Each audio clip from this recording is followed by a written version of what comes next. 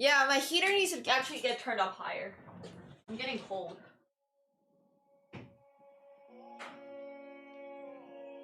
This is like, I like having my room at 26 degrees.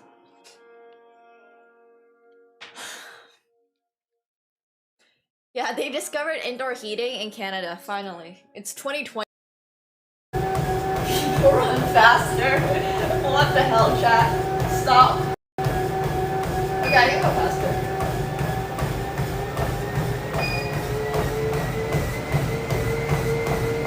Just people run. Literally just people run. Oh, my hair is so annoying. It's so long now. I mean, it's easy to like work out and talk because I'm not going full speed. Like, I can run quite a bit. So this is like pretty simple. Vino, vino, vypito słodkie wino, każdy zna. Vino, vino, pomoże ci. Vina, vina, nalej mi. Yeah, I mean, I'd be down to play with Cred Chick. It's on him, though. What time I'll play with Hikaru? It would be at 3 PM EST, so 9 PM. Oh my god. Oh my god! Ah! Oh! Ah! Okay, never mind. I'm cracked at League. I'm cracked at League. It's fine. Holy shit, bro. Holy shit.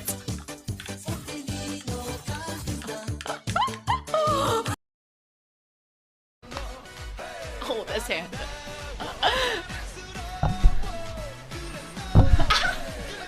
No, the headphones are getting in the way. I don't remember this at all. Okay, here we go again. This is fine. Dude, how do you do the horse thing? I don't get it. I literally do not get it. Like, I genuinely don't understand.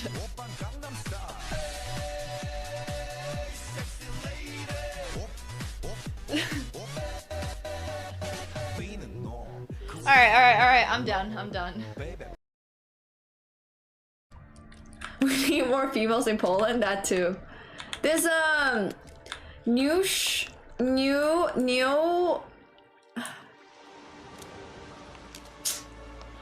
God damn it. I'm gonna mess up her name. What, how do I pronounce her name?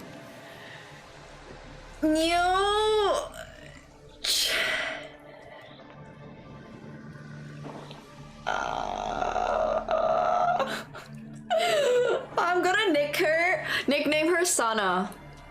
I'm nicknaming her Sana. Cause I cannot pronounce the first part of her name, so it's gonna be Sana.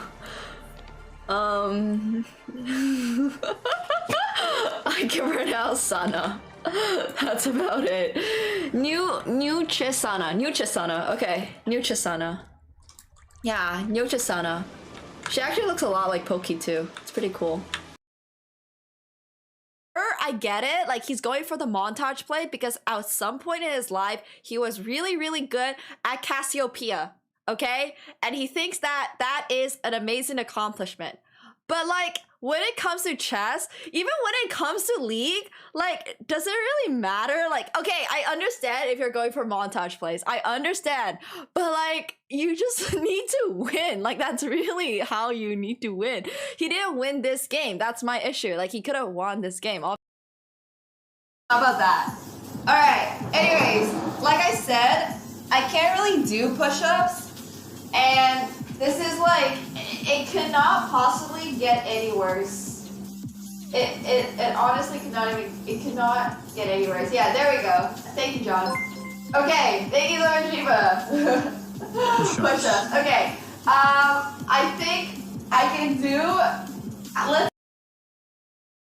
if everything works out this summer, right? As like, Krechik and I don't kill each other and find out we really hate each other in real life, we're going to do, like, we're hopefully going to see each other more often.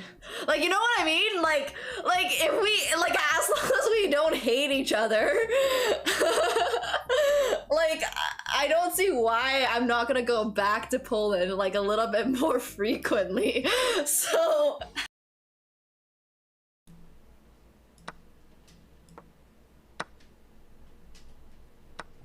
Did you guys feel that? I'm having an earthquake right now, guys.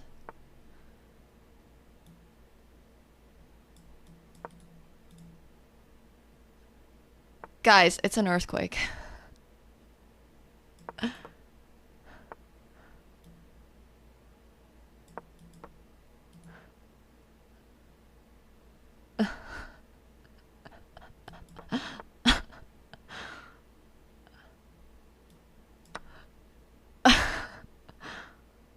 Oh my god. I should not have taken that. Why did I take that? Dude, that earthquake was kind of scary.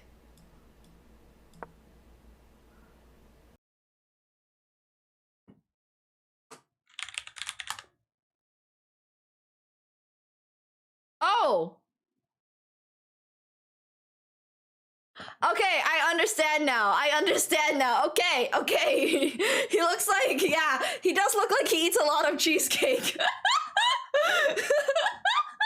Oh my god. What a Chad, bro. Are puzzles working? I need to warm up with puzzles. Also, I want a new Title Tuesday. Every company needs a professional ship poster. Yo, if I ever get hired professionally, that's what I'm gonna...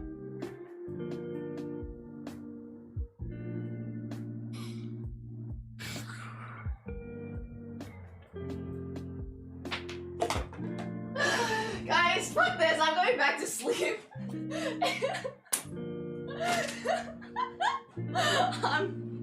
Yo, this is not it, guys. This is not it. I don't want to play chess anymore. This game is too hard. Slip. Okay, look. Holy shit, this is actually so hard. What the fuck? Ow. Ow. Ow. Ow. Ow. Fuck.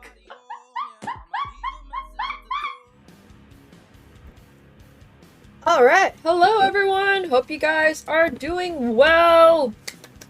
Yo. Hey, Sydney. Hope you are well as well. Thank you guys so much for joining us today. This lovely Saturday. Sydney, I actually have your picture like right behind me. Unfortunately, my chair is blocking the one part of the cat tree. I've been using AkaNemsko's cat tree as like my stand for the majority of last year or so. I guess AkaNemsko is sort of paying his rent, but I hope you guys are all doing really well this wonderful, wonderful Saturday. Hello, everyone. Hello.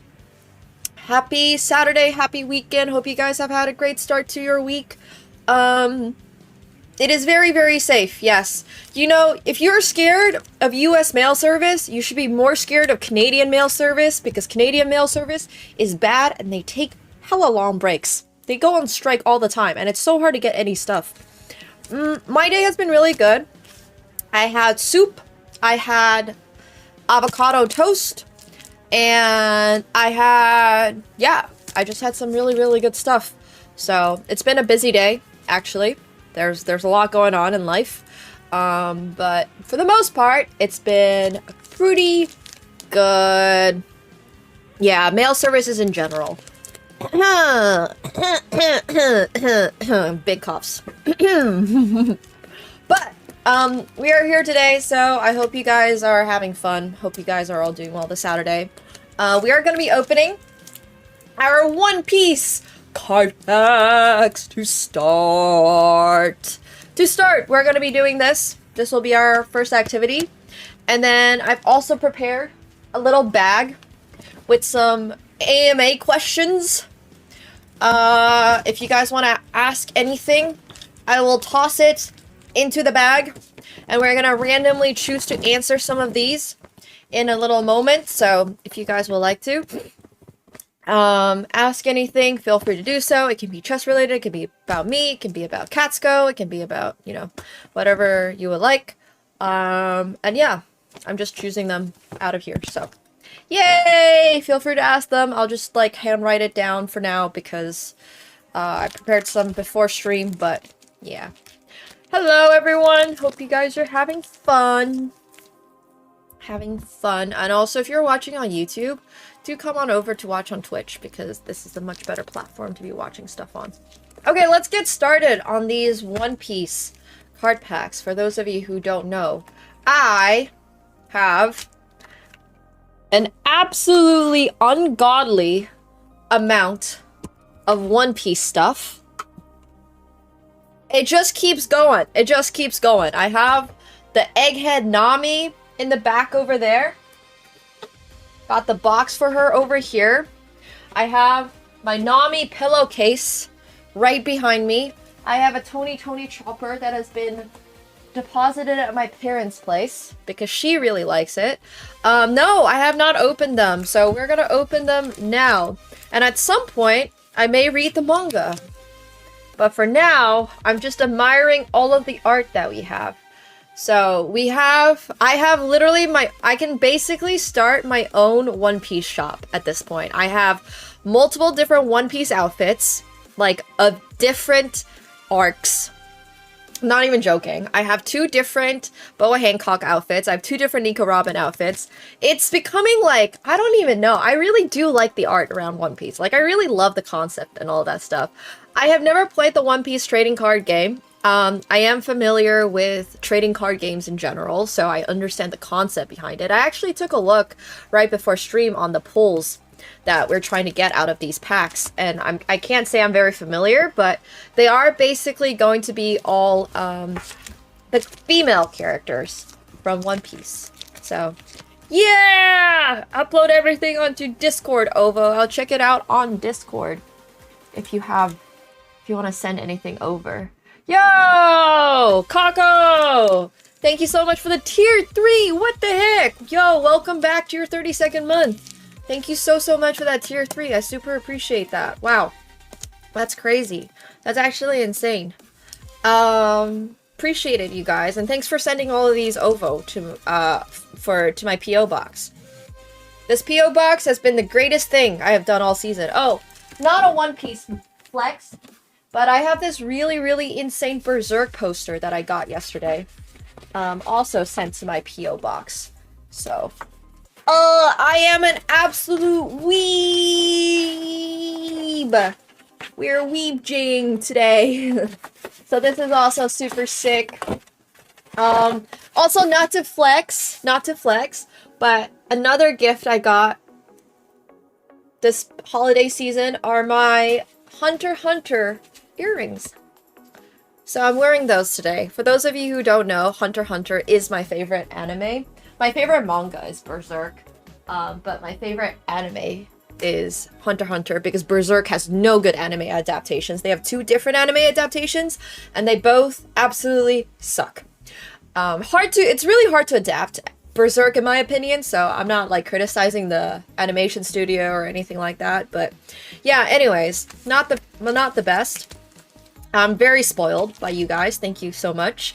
I don't have One Piece. Actually, that's a lie. I have One Piece earrings. I have what's her name? Boa Hancock's snake earrings. So that's actually not true. But I'm just wearing my Hisoka earrings today because Hisoka is my favorite character from from Hunter x Hunter. So thank you, SHC. Okay. The 1970 anime is okay. I would only give it an okay. I think for me, personally, the art style is just a little outdated because it's from 97. I mean, still fine, but... In case you haven't noticed, I keep all of my stuff literally in my room around me. I have like a shrine right now to Asian pop culture. I have Labubus. I have Kuromis. Those are not real Kuromis. Actually, the big one's a real Kuromi. That one is actually from Japan. I got it at the arcade. I have more Labubus. These are from this one is from Toronto. This one's from Paris. I have Trafalgar Law underneath this FlyQuest banner. I have essentially running a weeb shrine here. I could sell tickets to the Nemo Museum of Weebness. So, I know I have never had a Tamagotchi before. What else weeb is in my room? Oh my gosh, I have a Pikachu watch, which I also got in one of those Japanese vending machine thingamajiggies, actually at the Pokemon Center in Kyoto, because this was the fastest thing to get. It was so crazy. I went to Kyoto and I was like, okay, well, let's go to the Pokemon Center in Kyoto, because I bet they have some, like, you know, unique Pikachus that are only sold at the Pokemon shop here in Kyoto. And I go there, and the line for checkout, I kid you not, I'm not joking, is probably 2 hours long.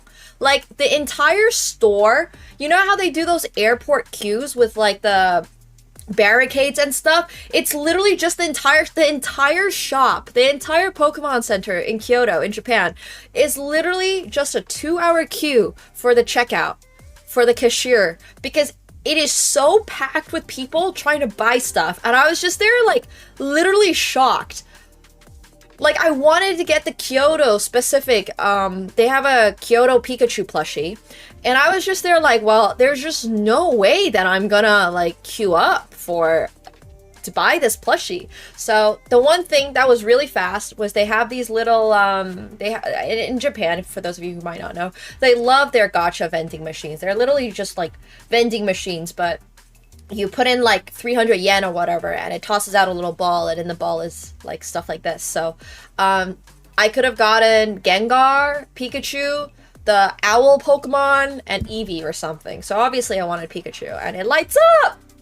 So yeah, there we go. This is my the weebness continues. Let's not even talk about all the Pokemon packs I have on my desk. I have another Sunny on my table, a tiny little 1000 Sunny. And then I got the big 1000 Sunny. This is my friend's ship that I'm holding on to him. So anyways, yeah. My room is currently a shrine to the weebness. But I like it. I would never have it any other way. I'm living the dream, it's true. I very much am. So, what's up is that we are gonna be I'm showing off all of my trinkets and plushies and all that stuff. I did look for the weeb side of Paris. So I went to Little Japan in, I think it's actually called Little Tokyo on Rue Saint-Anne in Paris. I'm posting my Paris vlog, mini vlog very soon. So I think it was Hoot Hoot. All right, are we ready, guys? This is quite similar to opening Pokemon packs. Oh, actually, I think I want to open it like this in the future. I'm practicing. Can I show you guys the cards I'm aiming for? Yeah. Let me pull that up.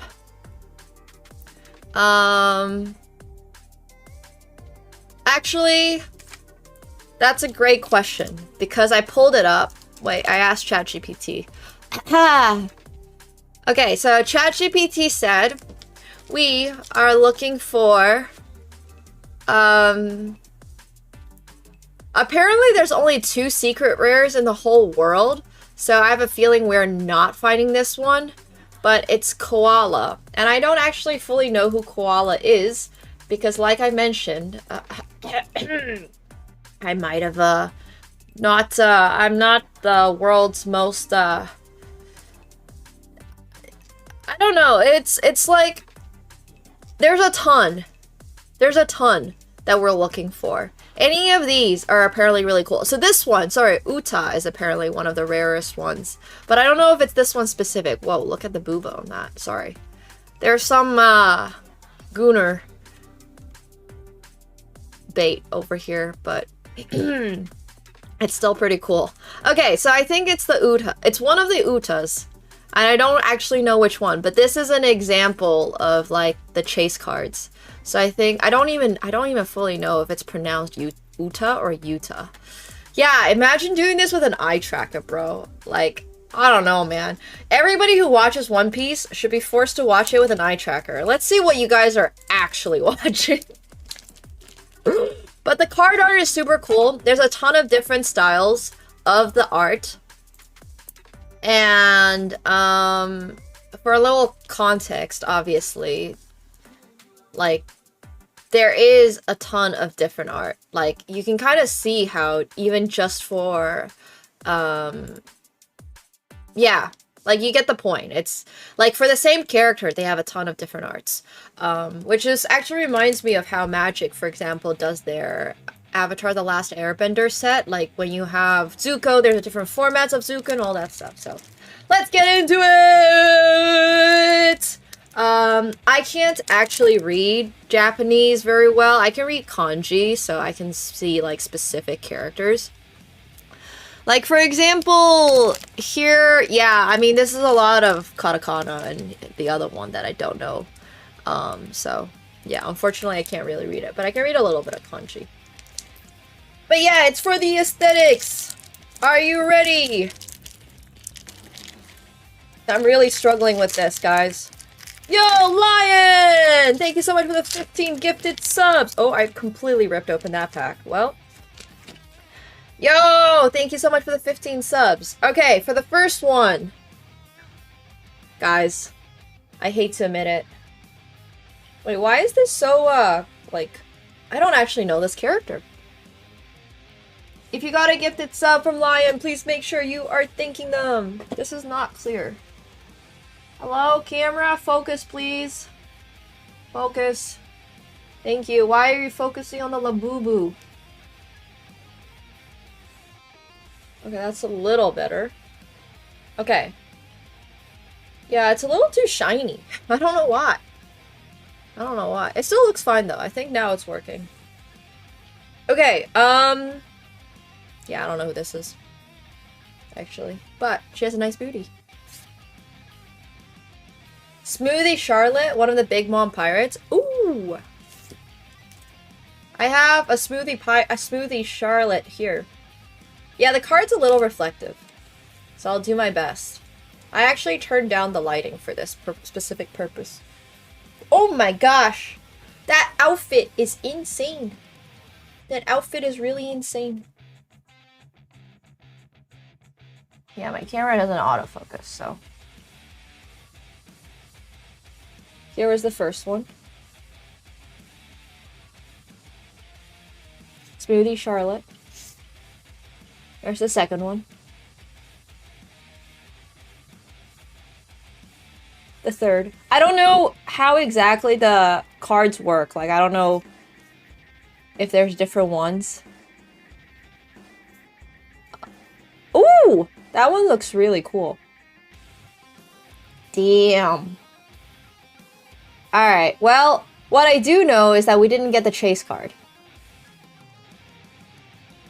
But, these are still super cool. Super duper cool. Alright, you guys ready for pack number 2? Hina is the super rare.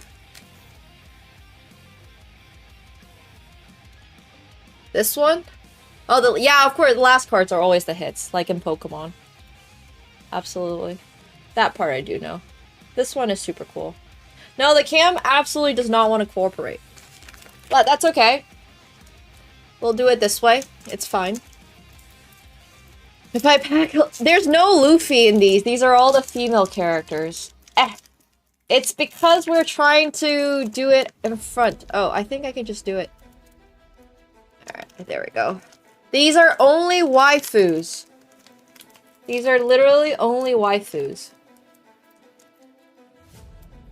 Girls only. Unless, I don't think they have a gender bend Luffy, so... Okay, Nami, if it gets to Nami, you'll use your prime.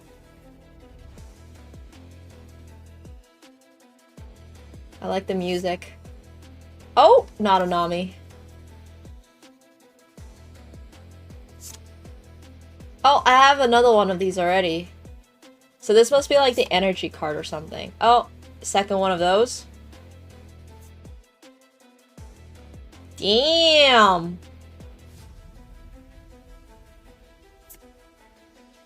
Ooh! That's kind of cool. Alright. I like this one. Not as good as this one that we pulled last pack, but still pretty sick. These are all girls only. I don't think I knew Law. There was a female Law. What the hell? Those are cool. I thought Law was male, so I am slightly confused. But like, you know what? It's totally fine. It's a fan meme. Ah, okay, okay. I literally have a Law. I have a Law. Oh my gosh, I just lost his little sword. But I have a Law, Labubu over here. I have this guy. So. It's not a fan meme, it legit happened. Whatever you say, chat, whatever you say.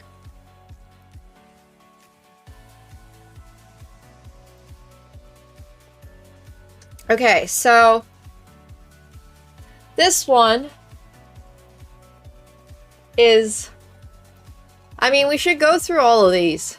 I don't exactly know like how to look for which ones are more valuable than other ones. But oh, this one is the one we've gotten. Yeah, there's a ton. This one, we got this one. Hell yeah. That's sick. I'll take it. Nice. That's a double A. Oh! That's sick! I can sort it by cost. It doesn't have costs on here. It just lists them. It doesn't actually tell you... It doesn't actually tell you how much the cards cost. So, I think it's good. But, like I mentioned, we're not the most expert One Piece pack. I could aim for an S. Yo, Hema! Thank you so much for the tier 1. Welcome back to your 28th. Thank you so much. Thank you. Thank you, thank you. Alright.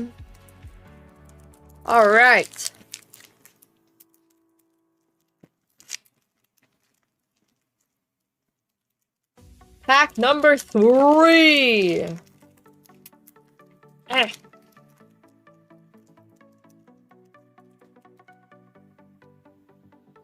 Oh! Wait. What the hell? This one's insane. This one looks really cool. I love the art on it. It's like straight out of the manga. Oh my gosh. Dog Nami? Did not know this existed. Now you guys know. That's insane.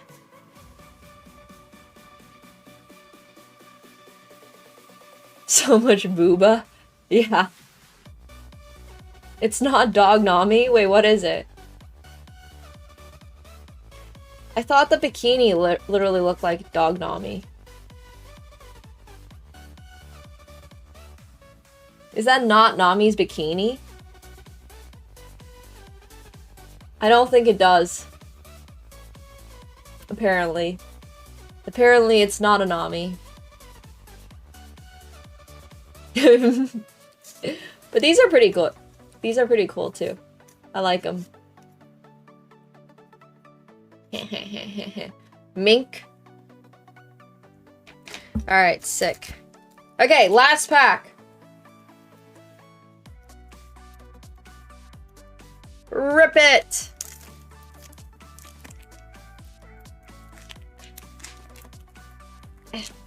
Oh! We have the same first card. Oh! I saw this on the list. I think. It was somewhere here. It was this one. I saw this one.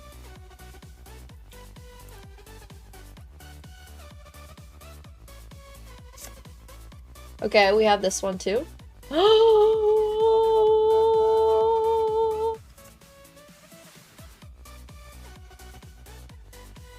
Oh!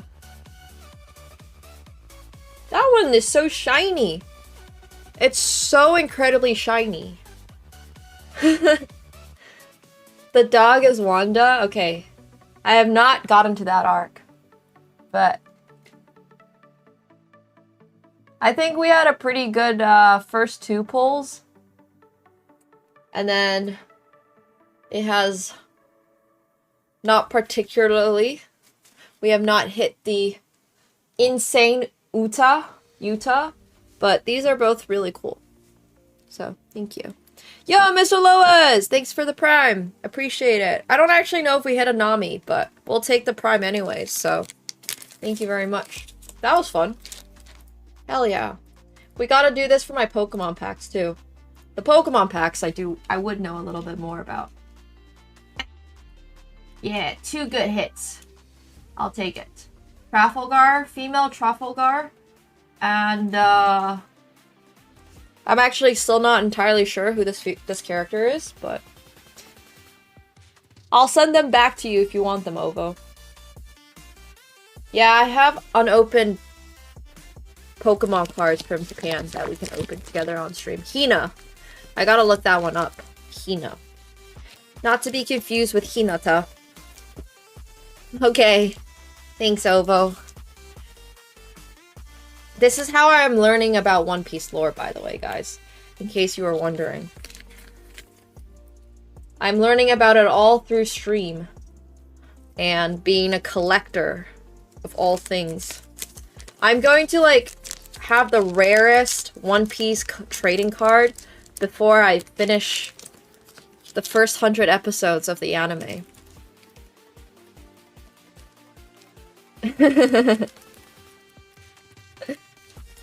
But they're doing season 2 of the live action, which doesn't look terrible.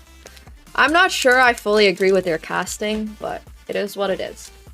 Alright, awesome. Yo, thank you so much. Like, I have all of these unopened Pokemon packs still. That we gotta do one day on stream. Oh, this one's open, though. Yeah! So, sorry. I'm really bad at opening packs. This one's actually 4,000 yen. Which is, like... not nothing. So these are cool. But yeah, we'll open the Pokemon ones on stream at some point as well. Okay, cool. Onwards to the next activity. The Pika one seems lucky. I've actually not gotten super lucky on my Pokemon openings. That being said, though, none of the Pokemon cards I really got were super, like, none of the packs had really valuable Pokemon cards in them. Like, I looked at the chase cards and stuff, and, like, for a $30 pack or something, the highest one was maybe 200, which is obviously still great if you were able to get it, but it's just so insanely unlikely. But yeah. You did! You sent me a Perona! I have a Perona from you, which is also really cool. So thank you. Thank you. I have soup.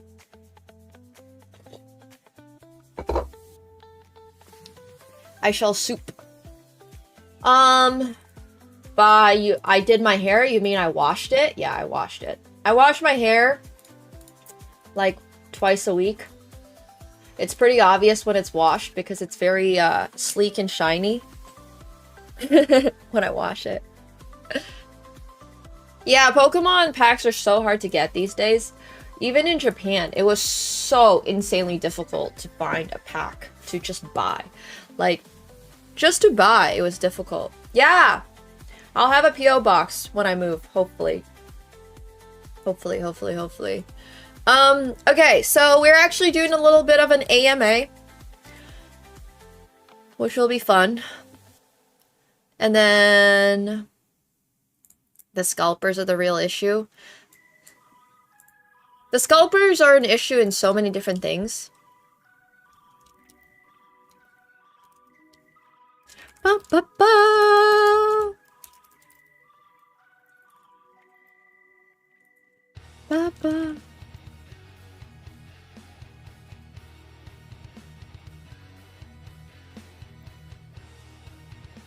Alright.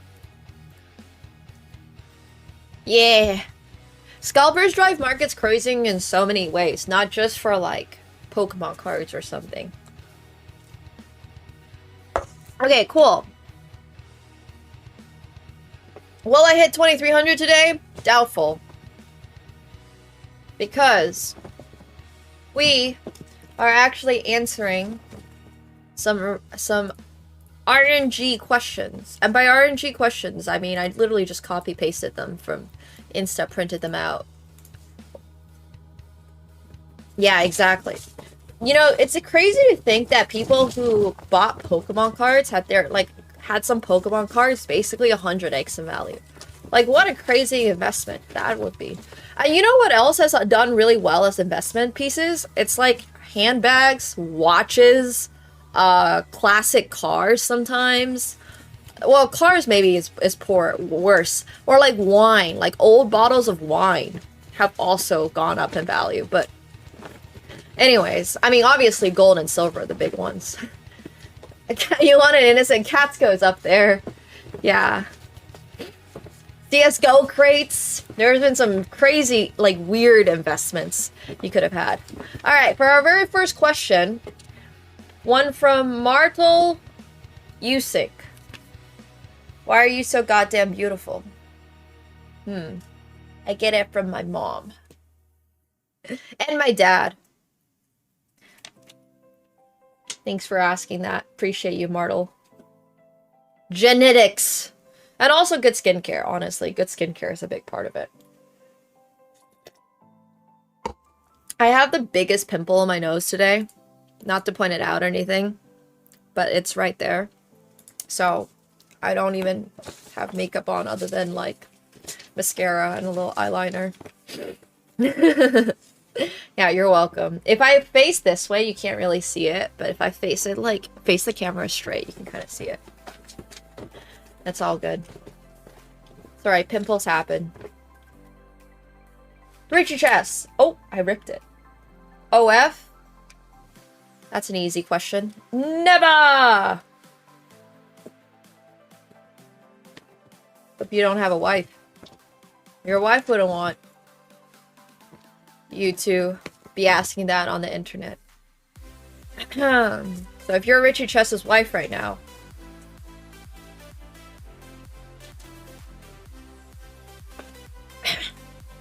just saying. Okay. HKI Bang CG. I don't know how to read this guy's username. Are you getting married? Am I? Probably not. Unlikely, it seems. Seems very unlikely. Next question! Exposed in 4K, yeah. I mean, not that I currently know about. Don't have a wedding plan coming up, so... You know? It's not on my calendar, so it's quite unlikely. Alright, New Vanka. Is AI the end of the world? And we'll answer these questions with the timer going while I do puzzles, so there's a maximum amount of 3 minutes, because otherwise I will start yapping endlessly. I don't think so. I mean, there's actually, you know, funnily enough, I had friends when I was in LA going to an event that was literally like, AI is gonna be the end of the world. Like, that was the theme of the event.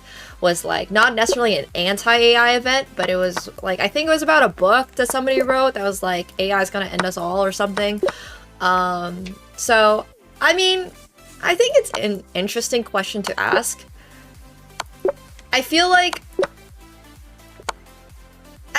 we're not gonna end up all dying because AI one day decide they want to exterminate us. But I do think personally that with the way the world is going, with people like the way people use AI, the way that people rely on AI, with the way that, you know, some certain jobs are disappearing because of AI, and we don't have necessarily like I'm of the opinion. Oh, I should not have reset that. I meant to use that as a timer and I just blanked out. What I'm trying to say is like, it's not great. It's not great. I think a lot of societal stuff is gonna just sort of not collapse, but the world's changing at such a fast pace that it's gonna be really difficult for people to keep up. Like, yes, we all have to adapt to using AI or like working or being around AI and stuff, but sometimes people are just not fast enough to do that, or whatever reasons, and people are going to lose jobs and they can't adapt fast enough to being like more productive, or switching to being able to use AI to like be more whatever it is. So I think that's really tough. So I don't think necessarily AI is going to end us all, but I do think AI has changed a lot, and it's kind of like a you gotta adapt or you will unfortunately like be left behind type situation, which can be really, really tough. So yeah. But yeah, that's my opinion. So I don't know. It's not like a very crazy opinion or anything. I don't think it's a very controversial opinion. But yeah, like I don't love the fact that AI is constantly used in art for stuff, because people always say like, oh, you can just now Photoshop or like wear anything you want, but for me personally, it's like, well, that just ruins it. Like that ruins the fun. The whole fun of me working on photo shoots and wearing certain pieces of clothing and doing all and like shooting in different locations is because it's actively fun to do so. So the fact that people are like, well, now you don't need to do that, that's not a positive for me. I would like to do that, you know, like I want to do that. I think that's the fun part. But yeah, anyways, modeling is also challenged by AI, stuff like that. So don't think it's gonna necessarily end the world, but we're all just gonna have to adapt and live for it. A lot of people do pay for that. A lot of brands are using AI, and they're using it at extremely high level, to the point where you don't necessarily notice that it is AI. We don't need to go down that. That's a different conversation, but yeah. Okay. Jastup underscore 94. What did you want to do with your education if you completed it? I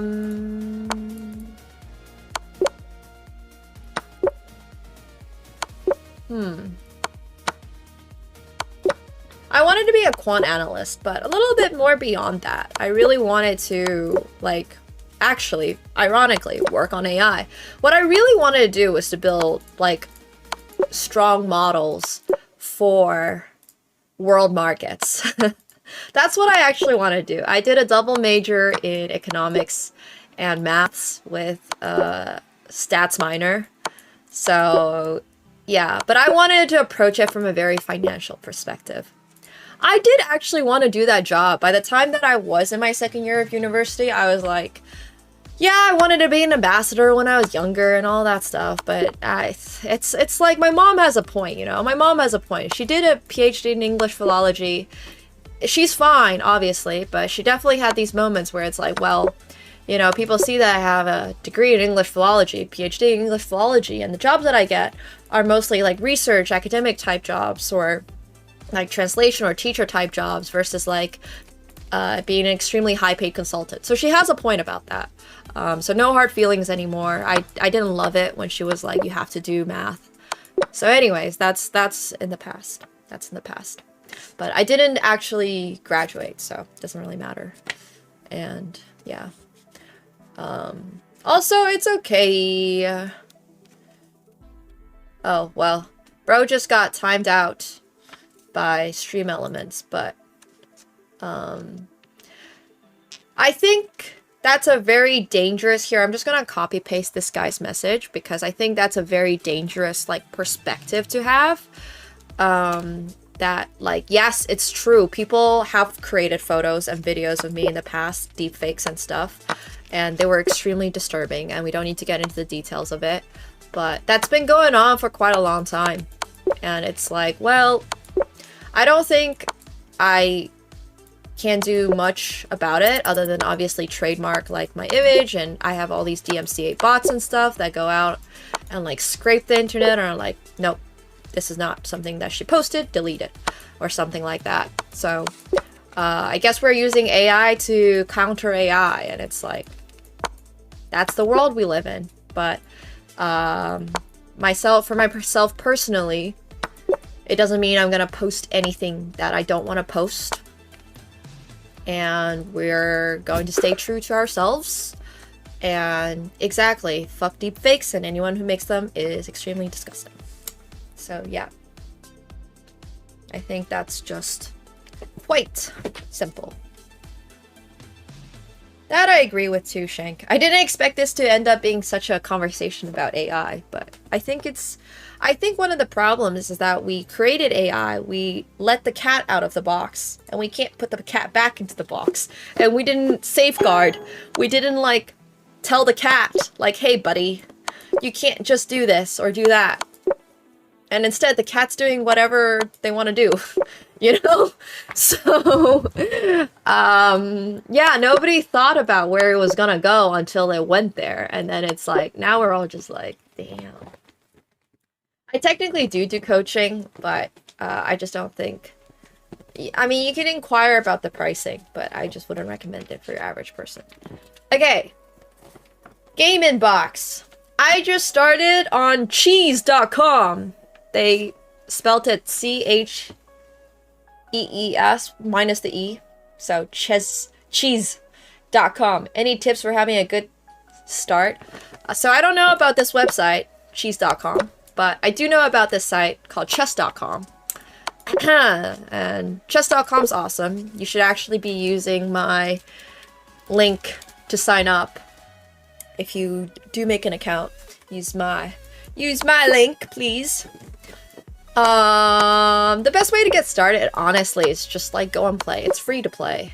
Just like, so many people get such anxiety about starting in chess and or have like rating phobia, or they think that if they are not a specific rating, they've disappointed their family and their cow and whatnot. And it just, bro, it ain't that big of a deal. Like, just go and do it. Just go and do it. I mean, I don't have any like necessarily best practice. I would just say, if you're trying to have a good time, play something that you enjoy. Like, just, it's not that serious. Life isn't that serious, period.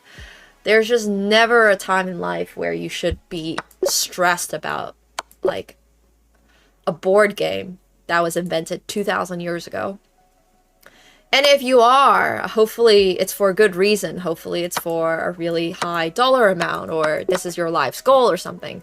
But I would just say in general, like, if you're just stressed about it, I would just reconsider sometimes and be like, is this actually something you want to be spending energy being stressed about?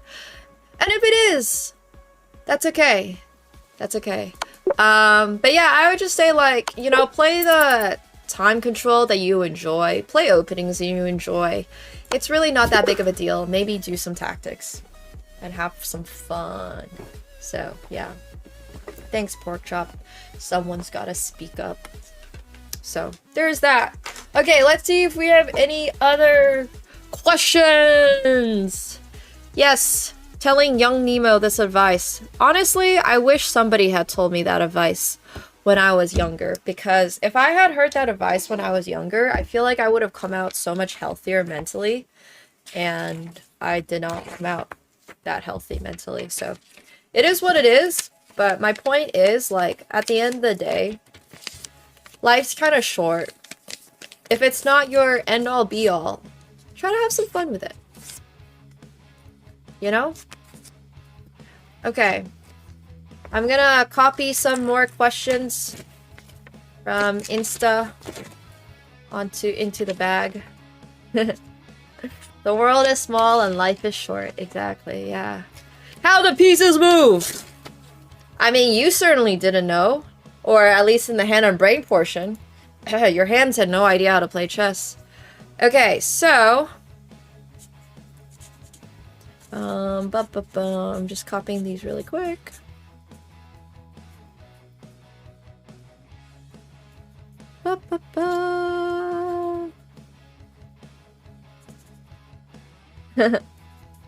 Yeah. Yeah, that questions you ask her on IG. I mean, you can also ask them on Twitch chat. Because obviously you're here already, but I posted about doing the AMA on IG, and that's where these questions are actually coming from. I've never been to Cambodia, but I will be spending time in that region of the world. I would probably do a trip, potentially. Potentially. Yes. Hopefully. Ooh, I have a fun question from someone. This is cute. I like this question. Having a bad day makes a good day so much better. I am of the opinion that, yes, that is true. But also, like... I think it's so much better to be balanced in life, you know? My worst injury ever, I don't really have one. I went downhill, I went snowboarding one time. And it was like, I didn't even break a bone. I've never really had any bad injuries. But, okay, so this one's cute. If you could only choose one, Star Wars or Berserk? Choose wisely, from Marlon Lifter.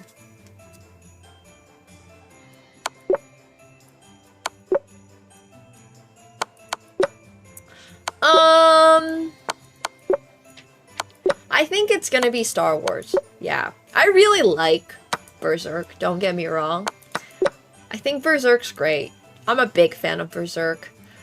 However, I grew up on Star Wars. Like, as a kid, I watched the new ones, I watched the old ones. Star Wars is probably gonna have to be it. I have about as much Berserk merch as I have Star Wars merch, but yeah, it's just so much more, like, part of my childhood. I loved the Clone Wars animated series when I was a kid. Loved Ahsoka. I'm actually really disappointed in where they took her show, the live action show. I like the casting for it. I think they actually did a really good job on her costume design, like on the character design. Reimagined for like a live action audience. I really like that, but I just don't love the plot of it. Like, what do you mean there's a second galaxy? Sorry, no spoilers here, but I started watching it. I watched it a little bit on the flights and stuff, and I'm just not a huge fan. But yeah, Ahsoka was a big inspiration for me as a kid. Loved Ahsoka. And then I got really obsessed with Anakin. So. There's a Maul animated series? No, I don't know about this. It's alright, Hemo. We already had that question asked a little earlier by Richie Chess. And the answer is never! That's kind of crazy. That's kind of cool. I love that. Never go to another concert or never watch animated content again. Well, I've never been to a concert. So, I guess never go to another concert. That one seems easy. Okay. Yeah. Well, okay, that's not entirely true. I went to an event. It was the, like, premiere of the Red Bull Cash Up Visa team, like, 2 years ago. Like, they were launching their team, and they had a new race car and all that stuff. And anyways, it turns out they had also hired Kendrick Lamar and his cousin to do the show for that night. which was absolutely crazy. Like, I thought I was just going to, like, celebrate the launch of Red Bull, Cash App, Visa, Visa, Cash App, Red Bull. Sorry, I don't remember the full team name. But it was insane. It was absolutely insane. It was like, I was like front, like standing, and I could like touch Kendrick Lamar. It was so crazy. It was awesome. So that's the closest I've ever gotten to a concert. But yeah, I've never actually been to a concert. No, that's. I was gonna go. I don't think I was not gonna go. I definitely wanted to go. I was going with friends. I actually went with a ton of friends. It was really fun, so I was really excited about that. But yeah, I've never been to a music festival. Yeah. Oh, I've been to Andrea's raves. I have a friend who DJs, Andrea, for those of you probably know, but I've gone to her raves, so it's kind of like a concert. I mean, she DJs. I don't go see bands / artists. That's just kind of me, though. Like, I have extremely sensitive ears. So, the majority of the time at an event, I'm just there like, oof, I wish like the music volume was 20% of what it currently is. But then the issue is if I go with earplugs, everything just sounds like I'm underwater. And I'm just like... So, yeah, I have really good hearing. I've never been to a local pub. Like I said, the closest thing I've gone to a concert is my friend's DJs. Everything's too loud. The world is too loud for me. Like, literally. Like, I struggle at bars. I struggle in restaurants when they have ambient music. I struggle with, like... Oh my gosh, it's crazy. I struggle with my thoughts. That's a good one, too. My hearing is really, really good. So, I can hear things from far, far away. Yeah. So I have to, like, actively tune things out. But I just, like, struggle with concerts, really. I've never had to really test it, but I think in general, like, I should probably be wearing earplugs. So. Okay, sorry. That was 3 minutes. Why the chess? There's many sport and hobbies. Why chess? From Fur 8336214. I hope that's not your phone number, buddy.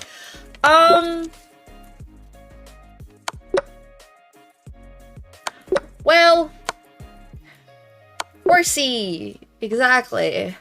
I've had to answer this question a ton recently for multiple different interviews and documentaries and stuff, and it's been because of the horsey. When I first started playing chess, the reason I started was because there was a chess club opposite this little bakery that I used to go to when I was living in the south of France in Antibes. And I would go to the bakery, and then opposite the bakery was this chess club. So one day I saw it through the window, and I was like, oh my gosh, these horsies are kind of cute. I want to play with that. And my mom took me into the chess club, and she was like, well, okay, how does she get about playing this thing? And they explained to her, like, there are rules to this game, like, your daughter has to learn the rules, and, you know, there's accolades, there's championships, the whole thing. And my mom was like, okay, so she's gonna become a woman grandmaster. She's gonna become a grandmaster. She literally said that, like, first day at the club. This is documented, by the way. There's one of my very first coaches commented this when I did a collab with my friend Julian Song, who's a French international master and content creator.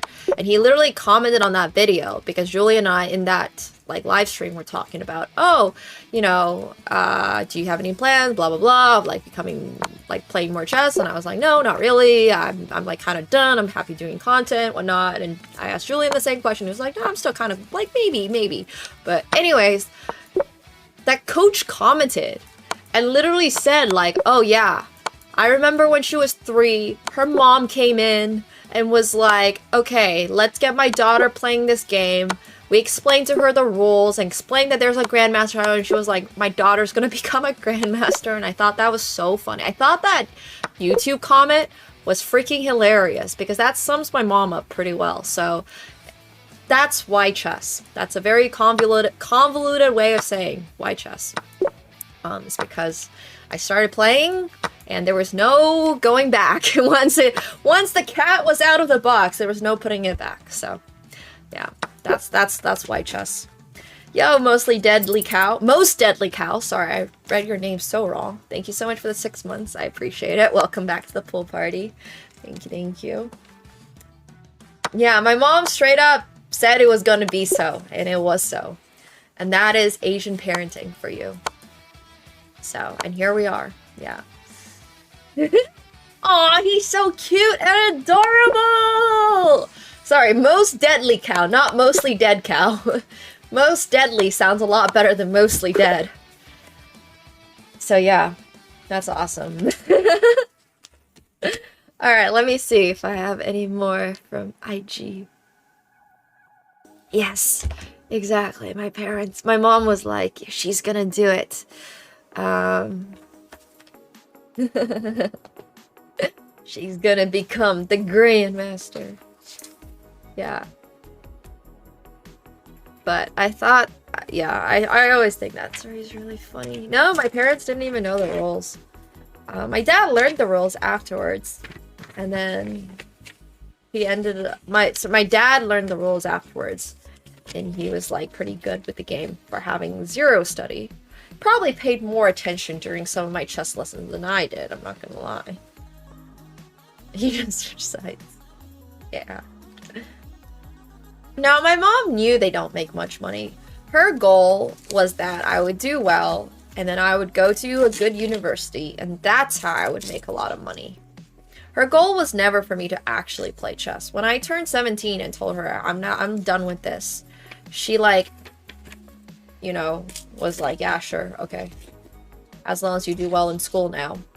And yeah, she was like, we ended up doing some chess activities for pure fun when I was in university, and she was like, you sure? So everything after 17 and 18 is my fault. Everything before then, that's a different conversation. I think it's really difficult to drop something completely that you've done your whole life. I think it's really difficult. But yeah, anyways. It's like, I did go to the best university in Canada, which is good. So, but it was fine. It was fine. I ended up having like the opportunity to visit China. I did a collab with a university in Tianjin, which is very close to Beijing, and then she like set that all up, and we got to do like an exchange there, played a rapid tournament, and that was really cool. We went with a bunch of Ivy Leagues and St. Louis University, so it was cool stuff. I don't play many other board games, so I guess it just automatically counts as a yes. Having never really played other board games. I've never played Monopoly on a physical board, but I played Monopoly once with friends online. There's like a digital version of Monopoly that I've done, and it turns out, yeah. Modeling is something my mom is incredibly indifferent about. She's just like, as long as you're having fun and not getting taken advantage of and whatnot, she doesn't really care. I think indifference is like a very valid opinion for her to have about it. She's quite supportive of poker, I would say. She was not supportive at all of my streaming career when I first started, but now she's completely come around. And I'm on much better terms with my parents. I thought, like, they would never get it, but I'm very grateful that they did eventually figure out that, oh yeah, this is actually something that she can make money doing. So it took a lot of proof of concept. Like, I had to prove to my parents, like, yes, this is gonna be successful. And then they were like, oh yeah, sure, totally fine. So I think that's always really interesting. So yeah. Yeah, for sure. But I'm just glad they got it eventually. Took a little while, took a little arguing, but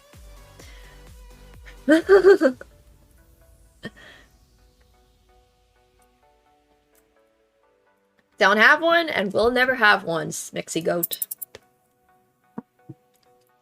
So, keep on dreaming. Yeah, for sure. And like, I'm not gonna lie, I didn't do a very good job of it at the start, so yeah. Glad they saw the vision. So that's always good. Yeah, I mean, it's proof of concept, right? It's not just your parents. It's also just, like, your average...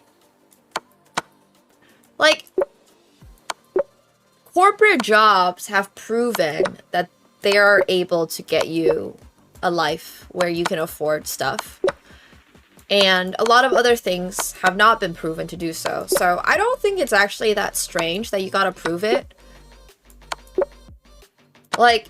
Back in the day, really the only way you could actually make a consistent living is by doing the corporate stuff. Maybe being like an extremely successful business person because you took an opportunity. But that's still kind of like doing a corporate-ish job. And like I don't think it's that strange that not that long ago there weren't that many other options, you know? Like there really genuinely weren't that many options 60 years ago. So, yeah. And then... Oh my gosh, Asian parents are so strict compared to Western parents. Although that being said, I'm sure there's obviously Western parents that are extremely strict and Asian parents that are extremely, like, nonchalant and chill. But in general, the stereotype is incredibly true. Incredibly true. Yeah. But now I think it's quite different. I think a lot, like, of Asian people around my age who are having kids, so I would say Gen Z to, like, millennial type, are either not having kids or breaking through the cycle of generational trauma and being less tiger moms and tiger parents and understanding that there is more to life than good grades and impressing your grandparents. I think there's a ton of people that, like, as they got older, got it. They're like, okay, you know what? Yeah, I hurt a lot when I was younger. So let's not put this on my kid.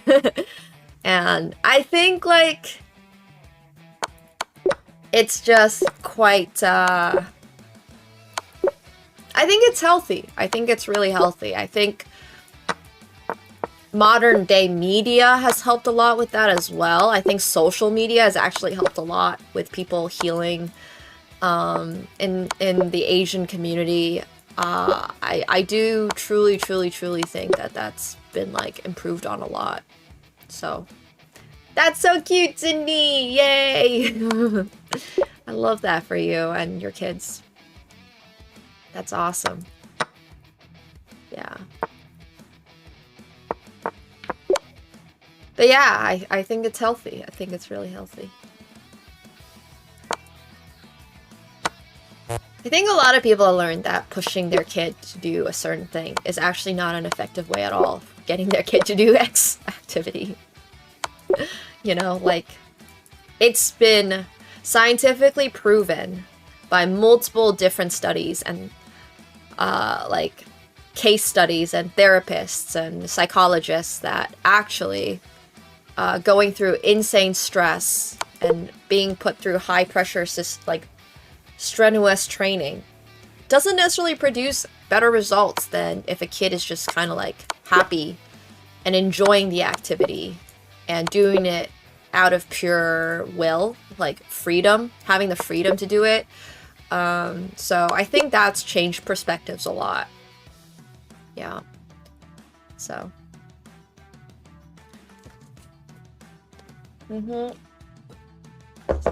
That's crazy ballsy. That's why you're called the ballsy eagle, though. Mm-hmm. Yeah, there's a book I read called The Happiness Advantage.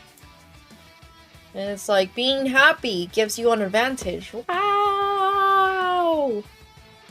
Yeah, in general, positive reinforcement is better than negative reinforcement in the long run. Like, the fact that you're more likely to stay with something if you're having fun or if you're enjoying the activity. And you're more likely to do something at it for a high, like, intense period of time, but then end up hating it and then quitting it. Which is why I always recommend you guys, you know, to enjoy stuff that you do, like chess. If you don't enjoy it, you might end up leaving too early. And then who's gonna watch my YouTube videos, you know? So... I'm just saying. Then who's gonna end up watching my streams?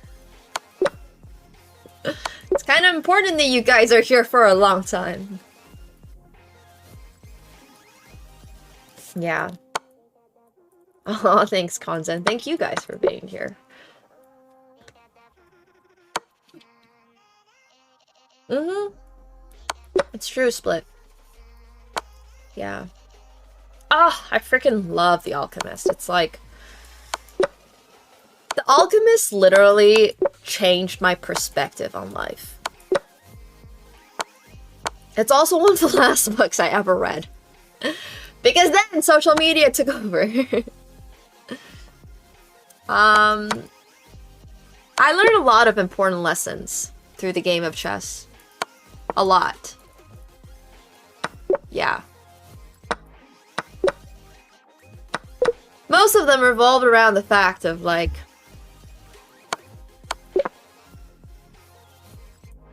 It's good to pursue the things that you want to do in life. You can't live life any other way. I think for the most part of my life, before I turned 21, I was just living somebody else's life. I wasn't living my own. And I kept having this. And even up until last year, really, I just kept living like this shell of a life. Like this life that I thought was like life. And it just wasn't me at all, so... Yeah, for sure. Some people stay that way their whole life, so... Eventually I learned that important lesson. Mm-hmm. How unhappy I was made me realize it, but... 2025 was the year of working on mental health. A lot. Did a lot to work on my mental health in 2025 and figured out, like, oh, I love to do a lot of other stuff, like fashion. I love to play poker, and I started really embracing that more. I love creating fashion content. I love to model. I would love to have my own, like, clothing line one day. I love to travel. I love food. So, yeah. Just learn a lot about myself. And 2026 is the year of great beginnings, exactly. It's the year of the horse. Started really putting myself first. It's true, I really started putting myself first. I started doing the things that are like, this is what I want to do. So, that's good, at least. Mm-hmm. It's year of the horse. I am not a year of the horse. I am a year of the rabbit. I think year of the rabbit was 2024. So, we're actually past that. Yeah. Woo!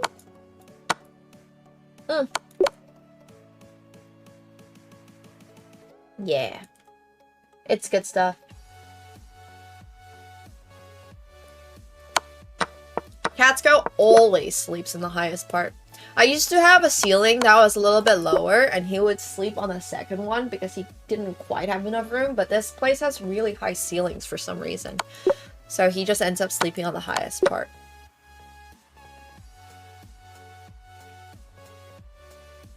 Yeah, we got 2 monitors. We got my ship. We got the camera back there. I'm revealing so much about my setup.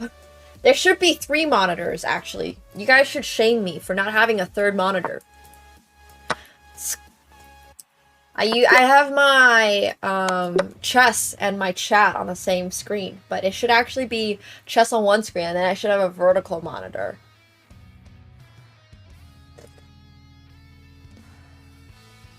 It's butternut squash. Now it's a little cold, and congealed. But yeah, I should have a 3rd one. I should be. I'm not a real streamer until I have 3 monitors.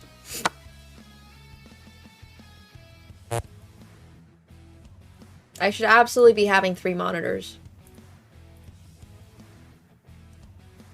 I could have it on the smartphone, but then, like, I don't know. I'm draining my smartphone battery. It seems all kinds of not great. I think most professional, keyword professional, like, setups I've seen do have 3. So, yeah.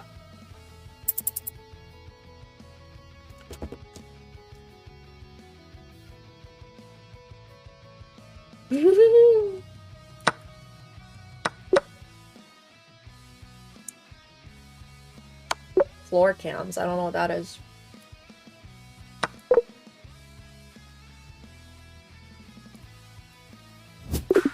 I don't think my setup is that professional, no.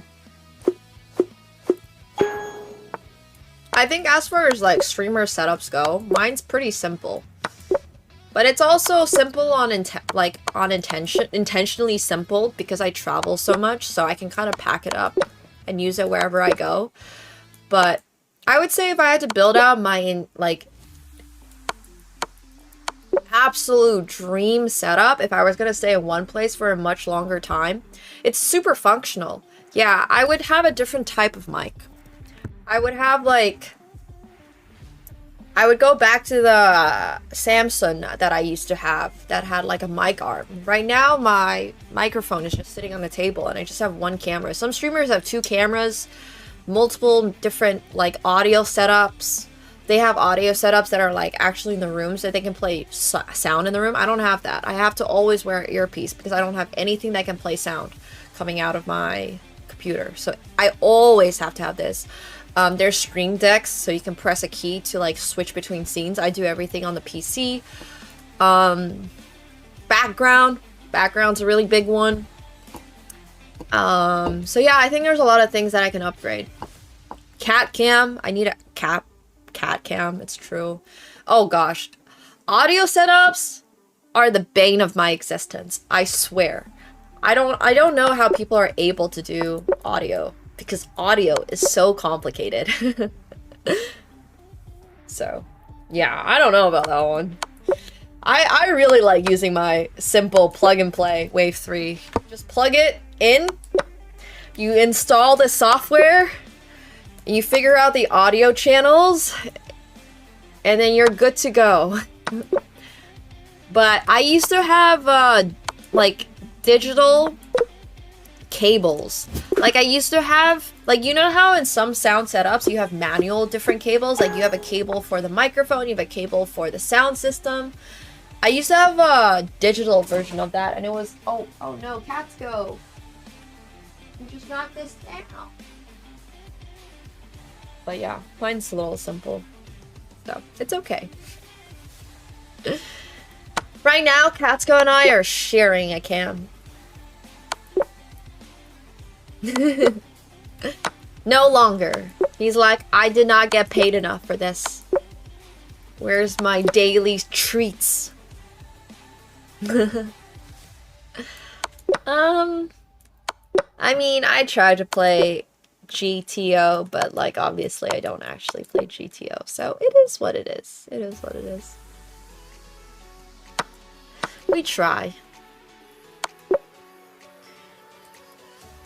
It's certainly not exploitative, because we haven't got to that part yet. But once I get better in poker, I wouldn't know off the top of my head my net winnings for both online and live, but I have a profile on Hended Mob, and it shows like 53k or something for live winnings. So yeah, I would say probably high, like my total is higher than that. So.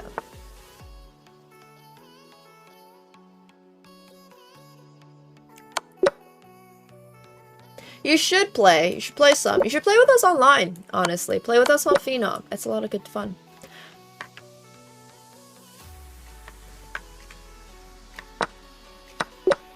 It's a good time. I wouldn't say I'm, like, good at poker. Well, I'm, like, fine at poker, but nowhere where I should be. I don't work on it enough. I don't, like, critically analyze my game enough. A lot of stuff.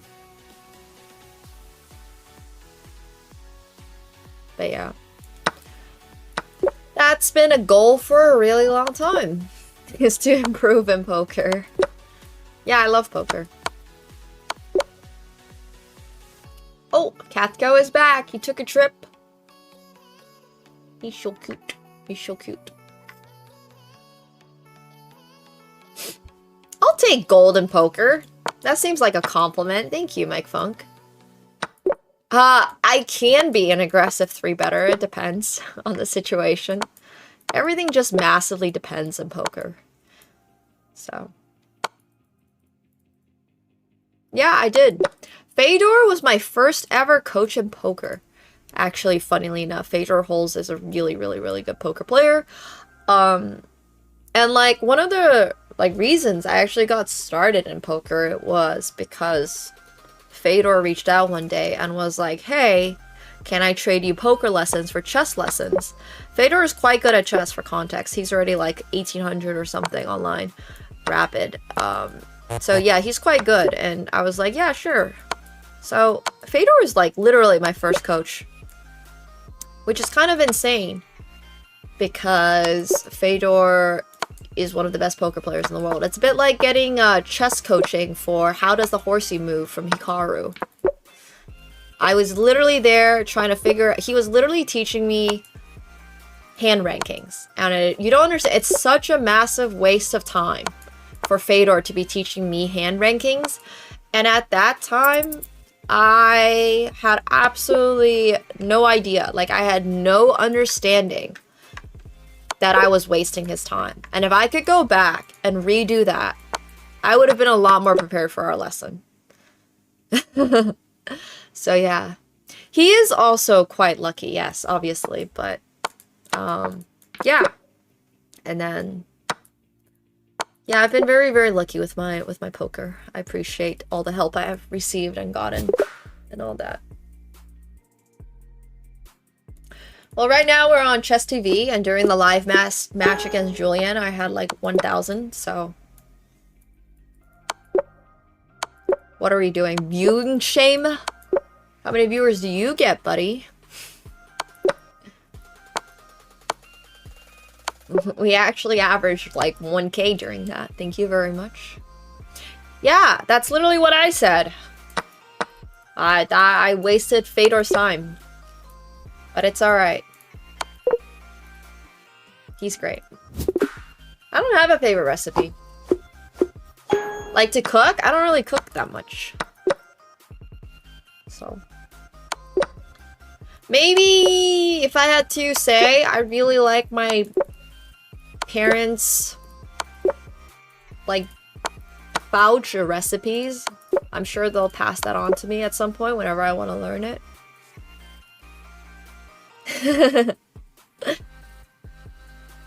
Almost never, yeah. No, I did not see that Tom Brady is a One Piece fan. I've never been a Tom Brady fan, but now I might be. The best place to improve and learn in poker, I would say, is YouTube.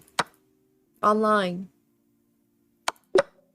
I don't really necessarily garden either, but I used to grow my own crops when I was living in Finland. Used to grow potatoes. I used to grow carrots and like squash and yeah, all that stuff as a kid. But I will learn the family recipe. I mean, I don't think I need to earn it. My parents are just going to teach it to me. They want me to be, like, doing it. The real crops, real crops.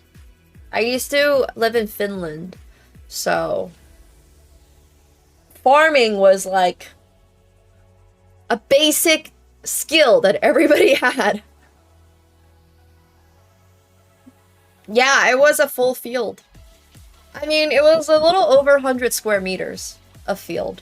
So not like that big, but it was enough for me to do by hand. I would like have to take a hoe and like a literal one and like rake the dirt every single spring to freshen it up. And then because it's so darn cold in Finland, you would have to like put these little white tents on so your potatoes wouldn't freeze overnight and all that kind of stuff. I did a lot. I'm pretty familiar with farming. So I was growing my own potatoes and carrots. Oh.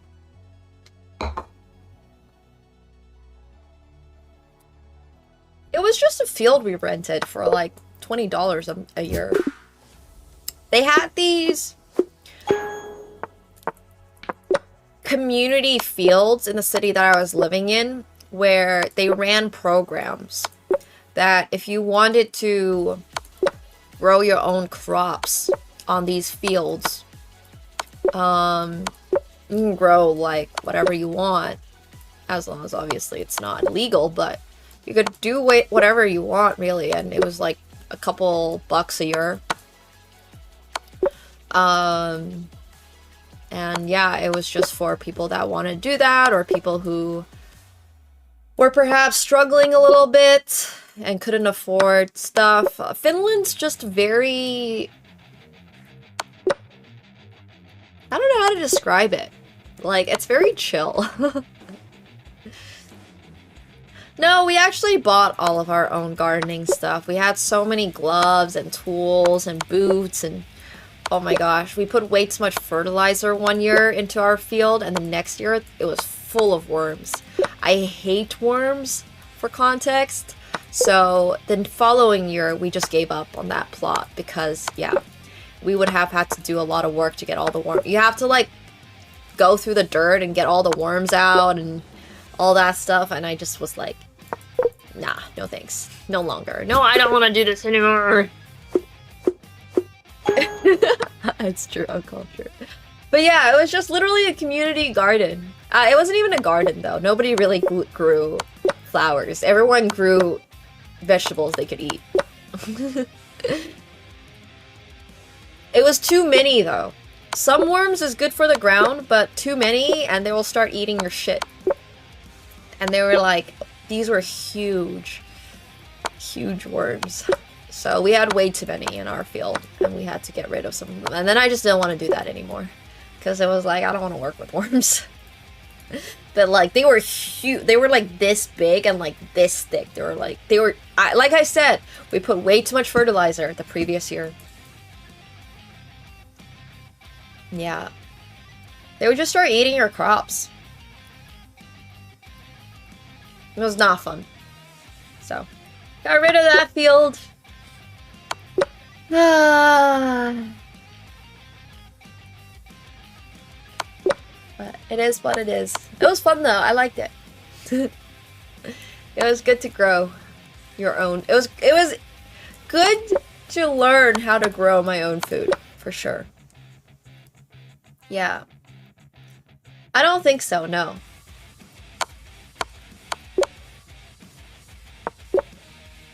I don't think I'm gonna have a farm. Or garden. Yeah, that's why you raise chickens, but I wasn't gonna go raise chickens. This was not a self-sustaining farm. I had to bring in the fertilizer, and I had to water it and all that stuff, and it was like had to carry a bucket and go to the nearby streams, and there was no like irrigation or anything, so I had to manually do it all. Not gonna do it again. Yeah, it was a lot of maintenance. It was a lot of maintenance. I had to go there very often.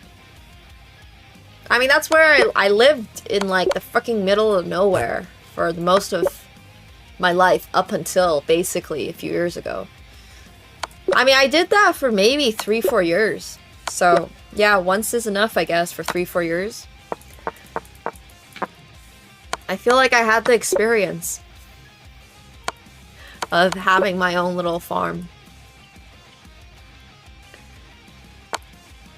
I mean, don't get me wrong, there was great internet on my farm, but like, it was so much effort for a couple of potatoes is literally what I'm saying. I can just go to the store and buy potatoes for 50 cents for a kilogram.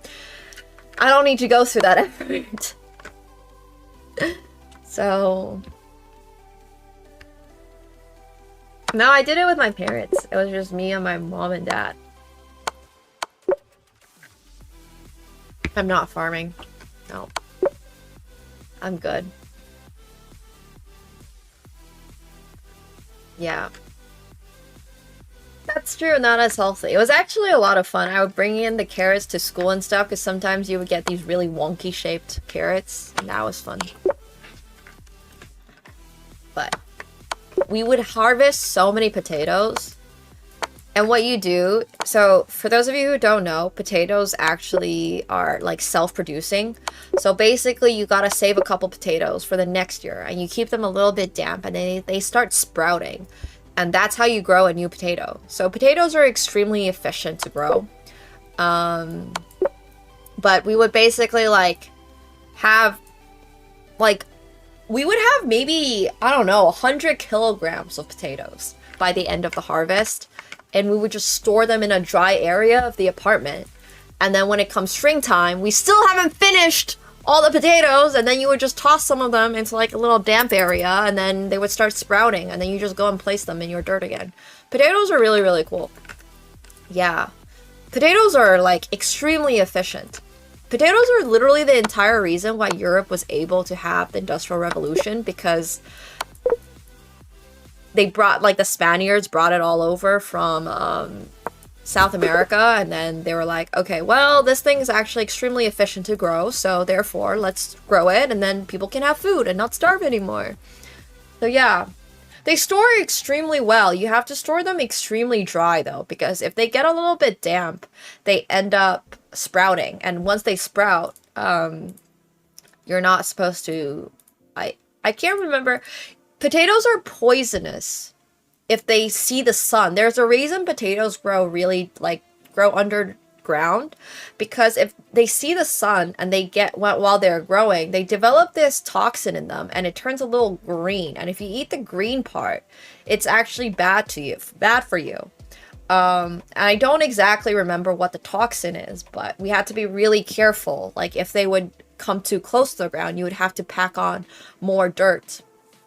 So, like I said, I don't exactly know the specifics of it. I don't know the exact science. But yeah. No, they're not from Ireland originally. They're from South America. But yeah, I found out about all the potato facts. More potato facts than I ever knew I needed in my life, from the experience of growing my own potatoes. Because that's what I did. I know, such a flex. But if I ever have my, you know, if I ever end up having a how to become a millionaire moment and Slumdog Millionaire, I can just like recite all of these facts. I lived through this. I grew potatoes in northern Finland, not out of necessity, but because we thought it would be fun. And like, I just think that kind of stuff is very unique. Not many people get to grow potatoes just because they're like, well, let's do it. I feel like a lot more people grow potatoes out of necessity. So yeah, I live very far up north. No, my parents love the sun. My mom did not enjoy it. My dad has no problem living in Finland, but my mom doesn't really love the cold, and it's not very good for her health. So eventually we moved out of Finland. But yeah, before then it was kind of nice. Like, I liked living in Finland up until I got a little older, and then when I was 16, my dad took me to Finland for a bit. He had some work there, so I was back in the high school. That basically, my school was an international baccalaureate school. It had this like primary years program starting from grade 1, which I was part of, and then it has this like middle school program that I was part of for a few years until I moved to Toronto, Canada. And then it has a high school program, all part of the same school. It was like grade 1 to grade 9 with 300 people in it. So I just ended up back in the same school that I'd gone to school for before. It was really interesting, and it was fucking freezing. Would not do that again. Yeah, I mean, it was a reunion. Most of the kids that I had gone to elementary school with were there in the high school. So I thought that was like kind of wholesome. It was kind of fun. There were obviously a couple of new kids and stuff. I actually made some friends who came from even further north than I did. There was a girl in my school who came from Rovaniemi, which is like 200 kilometers north of Oulu. And that's where the Arctic Circle actually starts. And yeah, she was attending like high school from Rovaniemi. And yeah, I thought it was really interesting. It's basically where Santa is from. They have a Santa Claus village there year-round. The school is really good. It was a highly rated school, I would say. It was one of the only English-speaking schools in the area until they made Sodankylä, but I don't really know the lore behind Sodankylä. No, she's not Sami. She was just Finnish. I don't think I ever interacted with a Sami person the entire time I like lived in Finland, actually. Like I said, they kind of... Oh, that's kind of rude, actually. If I take this pawn, it's a draw because they are out of material. But yeah, there's not that many Sami in Finland. I like maybe met 1 or 2 when I was doing touristy Finnish things, like riding reindeer or visiting Rovaniemi. So yeah, I was with a lot of diplomats' kids. A lot of kids who had returned from abroad. There was a girl who was literally like lived in China for longer than I had. And she was like just Finnish, but this was at the time when Nokia had a lot of influence, and then Nokia kind of collapsed, so a lot of people were returning from abroad, and that was a large demographic of our school actually, were people who had moved back to Finland. So I thought that was really interesting. But yeah, I like grew up so international. That was interesting. Sami or Finnish? I don't know that much about them, actually. Unfortunately, like I said, I didn't actually get to interact much with them.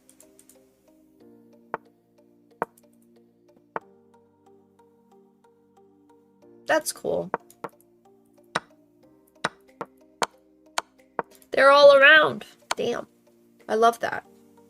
Yeah, I've lived in China, I've lived in France, I've lived in Finland, I've lived in Germany, I've lived in the US. I'm about to go live part of my year in Southeast Asia. So, it should be a really fun time.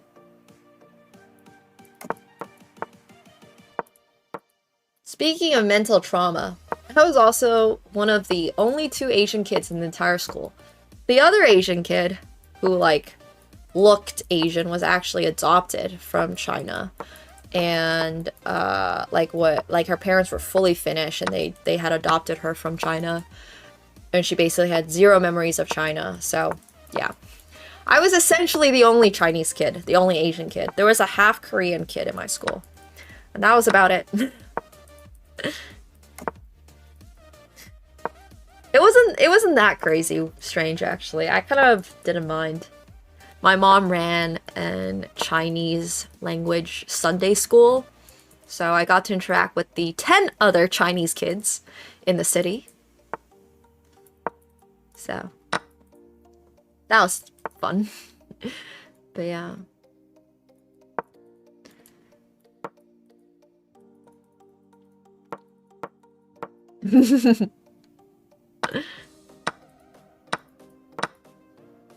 Oh, yoink.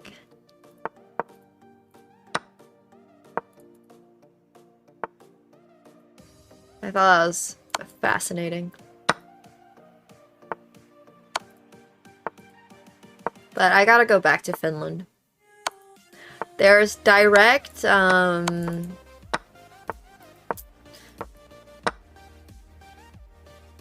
there's direct flights from Phuket to Helsinki.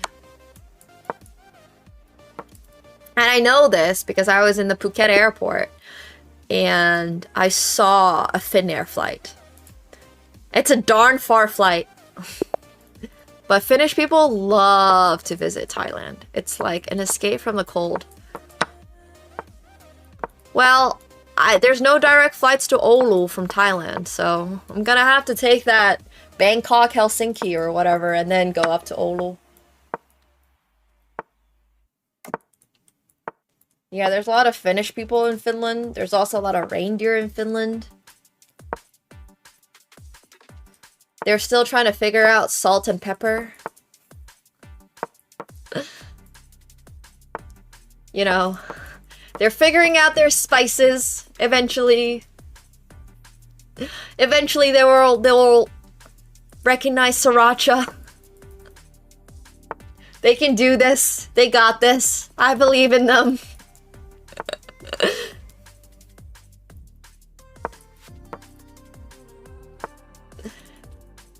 Taste is scary.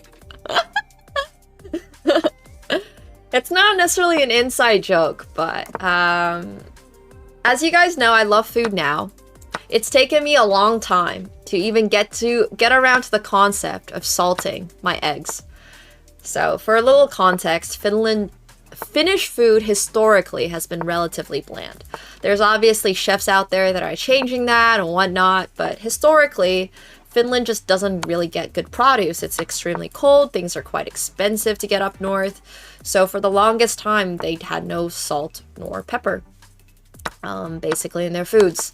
At least where I grew up, because I, once again, grew up really far north and all that stuff. And yeah, so there's a lot of berries in Finland. The natural foods and like the foods of Finland or of Oulu, northern Finland, is like berries, it's fish, it's reindeer meat.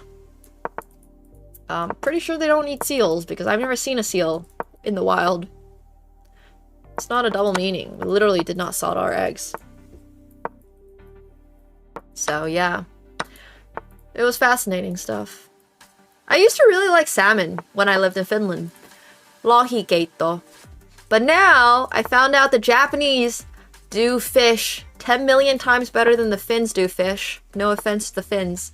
So now I really like tuna. Lohikeitto? Oh, you mean seals? Yeah, seals are not a thing that we eat in Finland as far as I know. Like I said, I've never fucking seen one in the wild, so I don't even know if Finland has seals, because Norway took the entire northern side. You know, Finland doesn't quite touch the Arctic Ocean, thanks to Norway.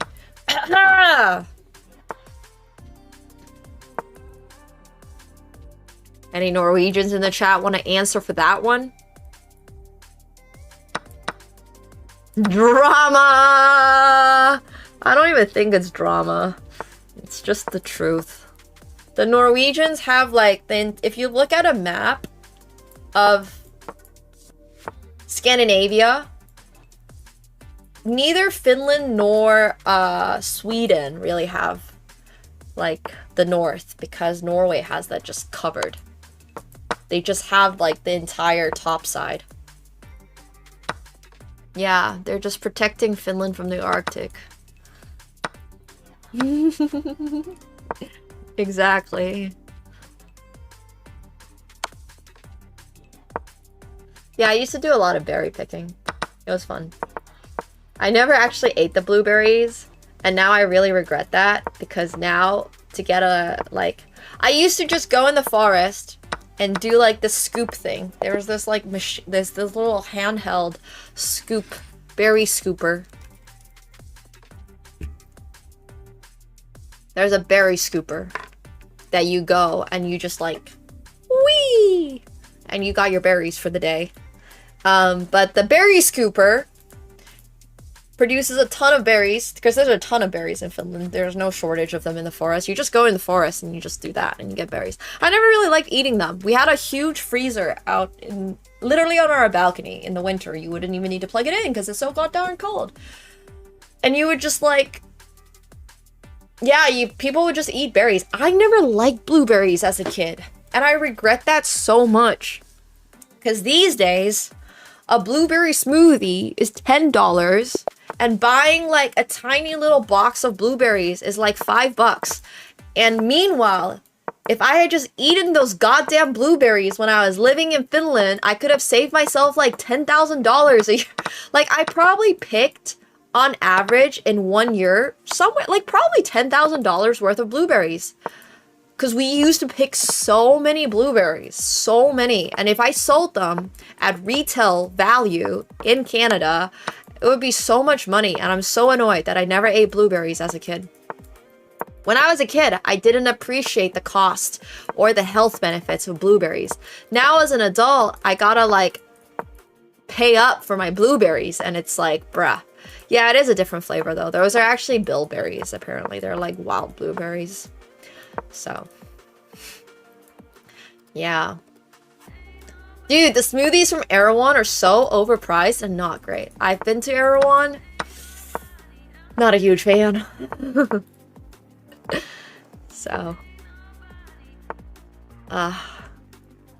it is what it is. What the hell? This guy just resigned? I mean, I'm setting up for checkmate in 2 moves, but he has this move, and then I can't take because I lose the rook. I don't know about resignation here. I mean, I guess he's down a piece, so it is what it is.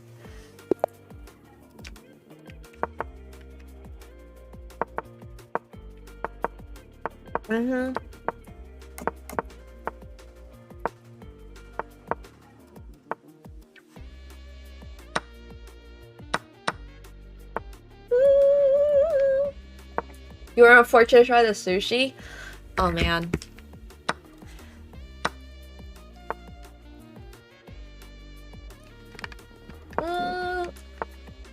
Yeah, I don't know. Finnish berries are pretty yummy.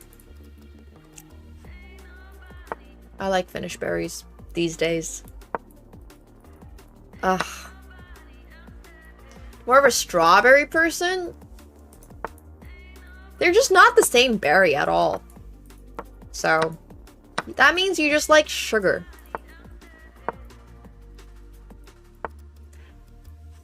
It's okay to admit that you just like sugar. It's fine.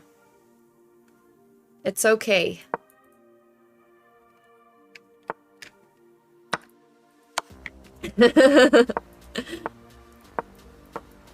Wild strawberries are a little bit different. We do all like sugar. Our brains are literally wired to like sugar. So it's not your fault that you like sugar. But if you say you usually like strawberries, it means that you're just more of a fan of sugar. And that's alright. It's alright. It's alright to like sugar. I usually like strawberries too. So yeah, you know.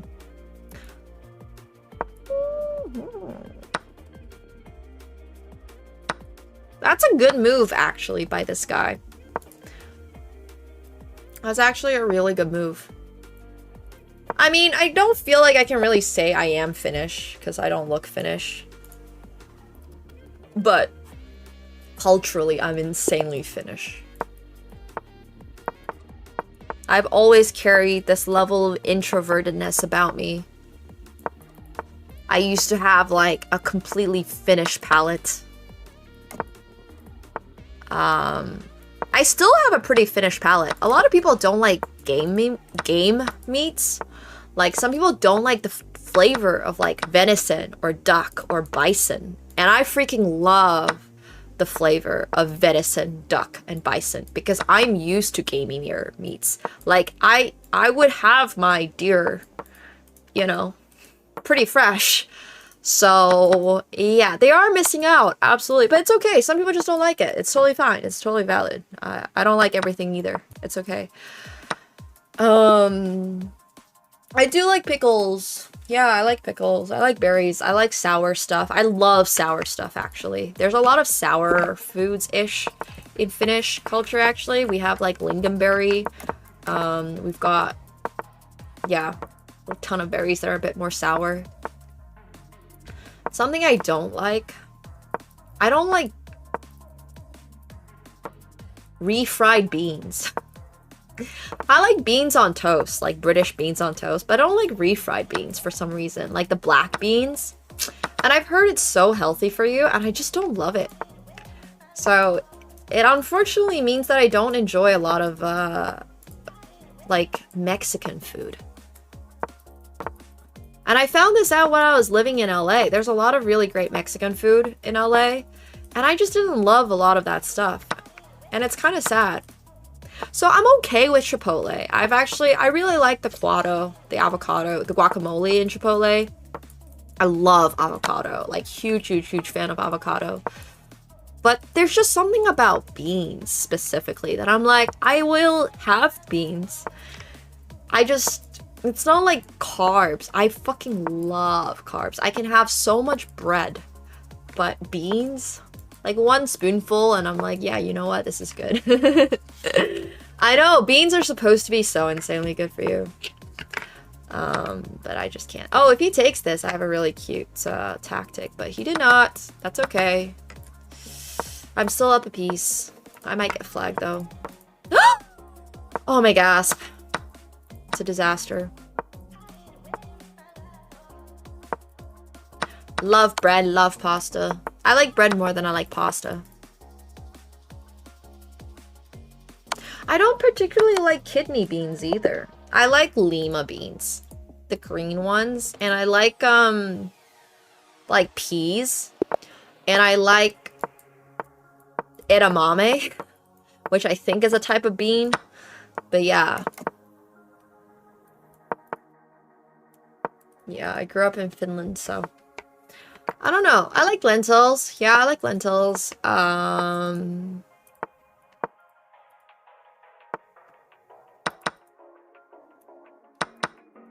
Ceviche sounds delicious. I love Peruvian food. Speaking about South America in general, I love Peruvian.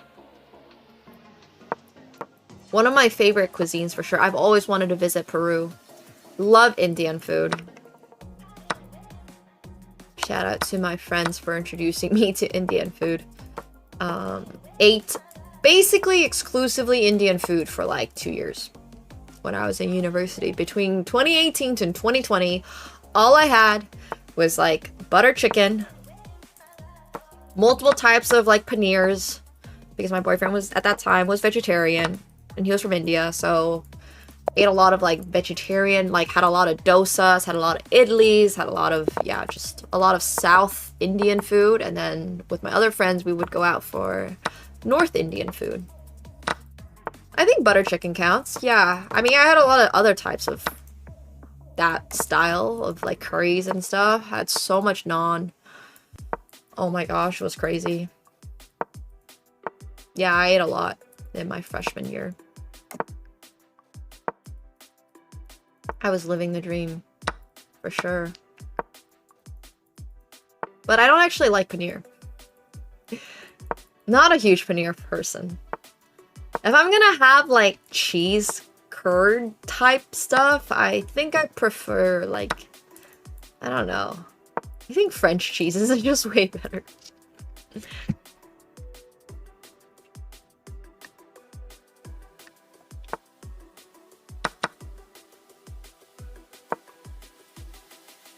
But yeah, that's actually one of the things I'm really excited about. I'll be visiting London pretty soon, and London has some of the best Indian food in the world. So, super hyped about that.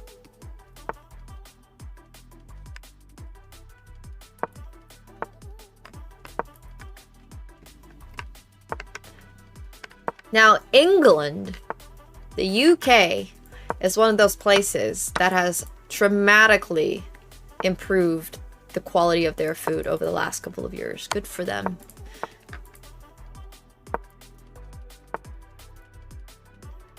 Not a huge paneer person. No, thank you. What? I gasped for no reason. Oh no, SpaghettiOs. I'm like playing way too slow. You flag me. Peace. Peace. Peace. Peas. P.S. Yo, Archer! Thank you so much for 66 months! Appreciate that. Yo, thank you, thank you, thank you. Hope you're doing well. My 3 to 5 favorite fruits? Oh, man. Lychees! I freaking love lychees. Passion fruit is a big one.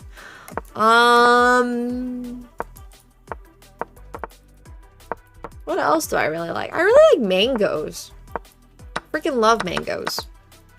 Lychees. Yeah, I like tropical fruits a ton. They have so much flavor. You know?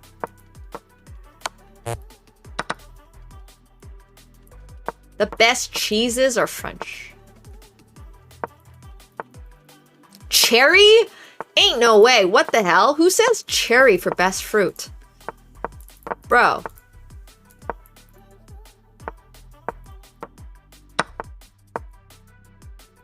Cherry is not even, like, in my top 20.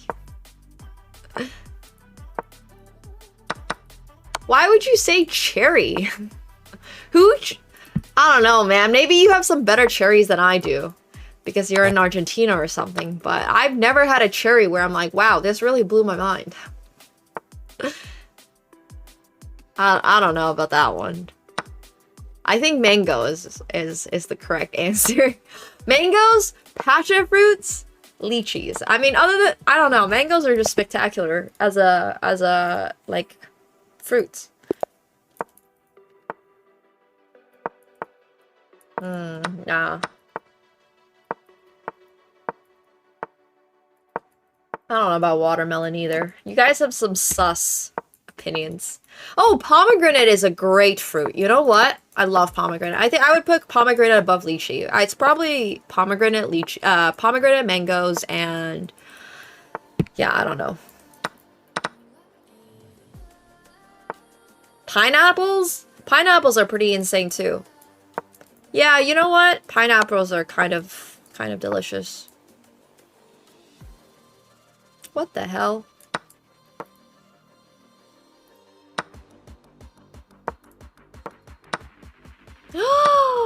Wait, no, this is okay because... Oh, no, it's not okay. I thought for some reason this palm was already gone, but it's not. Unlucky. Nice, Archer. Glad to hear it.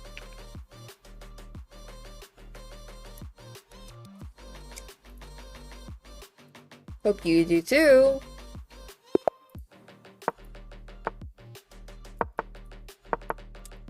No, there's a lot of really good fruits. Fruits are delicious.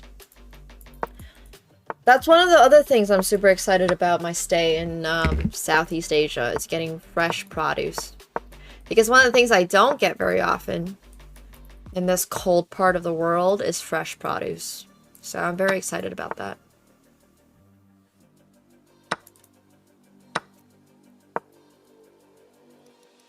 I don't know if pineapple is the best, but pineapple is pretty high up there. Yeah. Yeah, I'm just excited for mango sticky rices and... Oh, there's so many things. I'm looking forward to it all.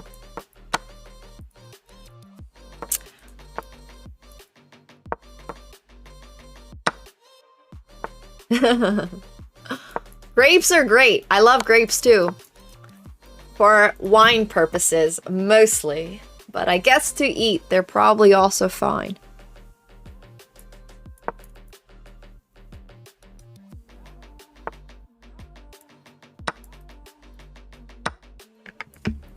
What the hell? I have... Oh, I don't have my bottle of wine. I had a bottle of wine on my table. I don't know what I was gonna say. I don't have grapes, but I have grape juice. In fact, adult grape juice. I literally had a history teacher back when I was doing high school in Finland, and he was like, oh yeah, back in the day, we used to have a communal potato pit for the community where everybody could toss their potatoes in and you would make community vodka. This is in Finland, obviously. And he was like, so you would know that if your family ever went and put in potatoes, some parts of your family might starve because there wouldn't be enough potatoes. And I was like, damn. And bro was like maybe 50 years old. And I'm just like, that's the most Finnish thing ever. I don't know if he was like fibbing. I don't know if he was like, but yeah. They used to make community vodka, I guess, is the moral of this story in Finland. Maybe they still do. So, I thought that was just really, really, really funny.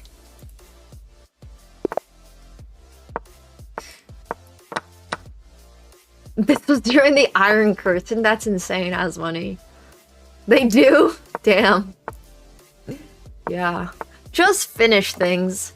It's crazy how many things, like, in common, Finnish culture and Polish culture have.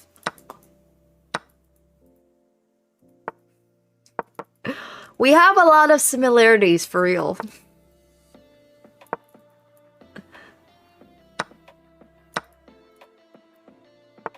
Yes, we're definitely friends. Basically the same.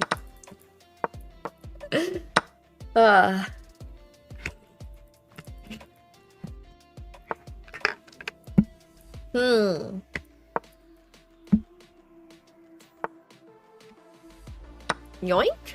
I think. I don't trust it, but let's see what happens.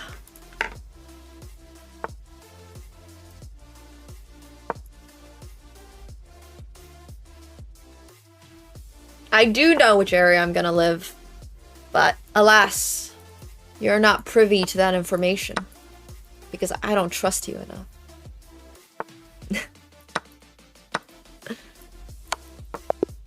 No hard feelings, though. It's nothing personal.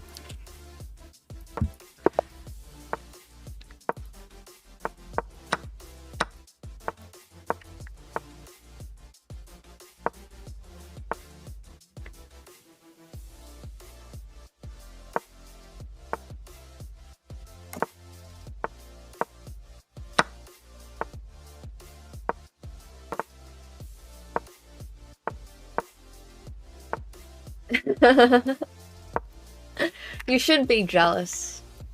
I'm so excited. I can't wait for all the IRL streams we're gonna do, honestly. It's gonna be great. I know this is an AMA, so you can ask me, but I might not always respond.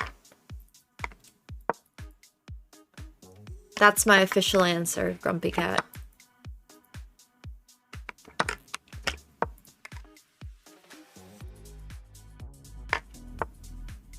But it should be a good time. I'm so excited.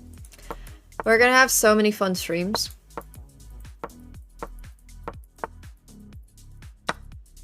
A little bit stressed about my desktop setup. I'm actually in a Balatro tournament. The very first week. Or I think it's actually week 2 of February. So I have a little time to practice. But it's like heads up Balatro. And I'm up against Rothel, who is like the heads up Balatro. Or one of the best ones anyways. And dude, I'm gonna get rolled. Yo! Which way do you wipe? Thank you for the tier 1. Welcome to the pool party. Thank you. Thank you. Yeah, it will be streamed. It will be streamed. I'm in this Major Balatro League is the name of the tournament they're running. It's like a little Balatro series, basically. So I'm gonna have like weekly heads up Balatro matches. For those of you who don't know what Balatro is, it's a video game that is very loosely, it's like a roguelike involving poker cards. essentially. So, welcome to Twitch.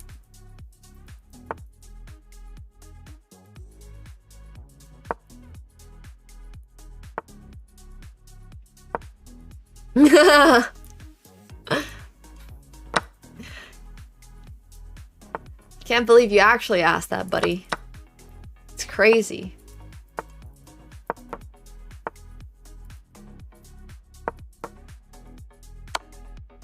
Oh, I forgot that the queen could take that one. Oops. It's alright.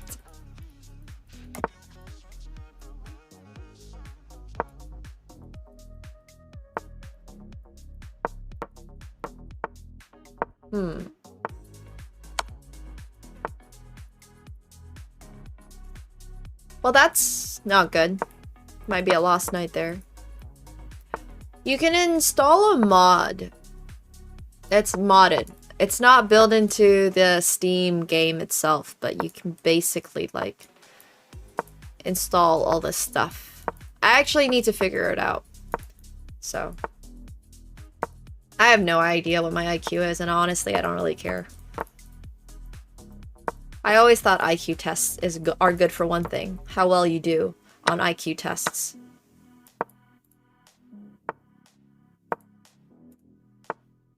Which is the same reason why I always hate it when people are like, oh, chess players are so smart. Well, yeah, you know what you're, like, basing that assumption on? Based on how much you see chess players playing chess. Wow! It's like, oh my gosh, fish are so good at swimming! Yeah, no fucking shit. Or like, monkeys are so good at climbing. Yeah, they're kind of there to do that. Wow, okay, true. Sunfish kind of suck at everything, so... Honestly, isn't it like... aren't there studies on how sunfish don't even have thoughts? Like, they don't even feel pain or something. So I feel like sunfish are maybe an exception to everything about fish. Yeah. What about birds that are not good at flying? Well, look. I don't know what to say about penguins, but at least they're super cute. So they got that going for them. Yeah, I don't know what the point of koalas are on this planet, honestly, other than apparently to get chlamydia. And yeah, I don't know. Same for pandas. So I suppose there are exceptions to the rule.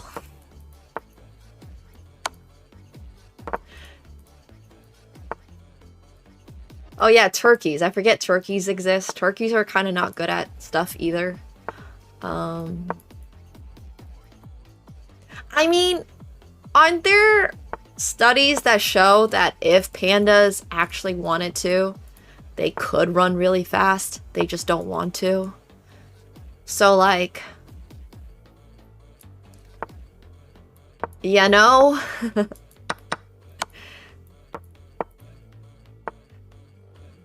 I'm pretty sure they can, like, they can run fast.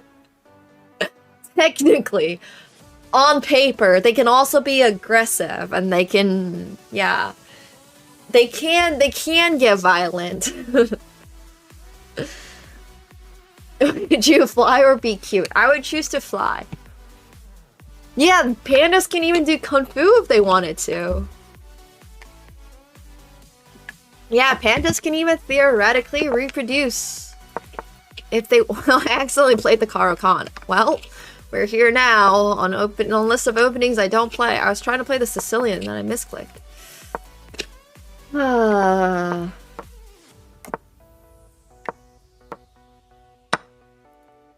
Yeah, they can also apparently climb. Once again. Exactly, they just learn how to be cute. That's their skill. They have to quit their addiction to eating bamboo. It's crazy. No, pandas are fun. Pandas are a lot of fun. I like pandas. Yeah, they're also no longer endangered, so good for them. Look at that. Look at them go.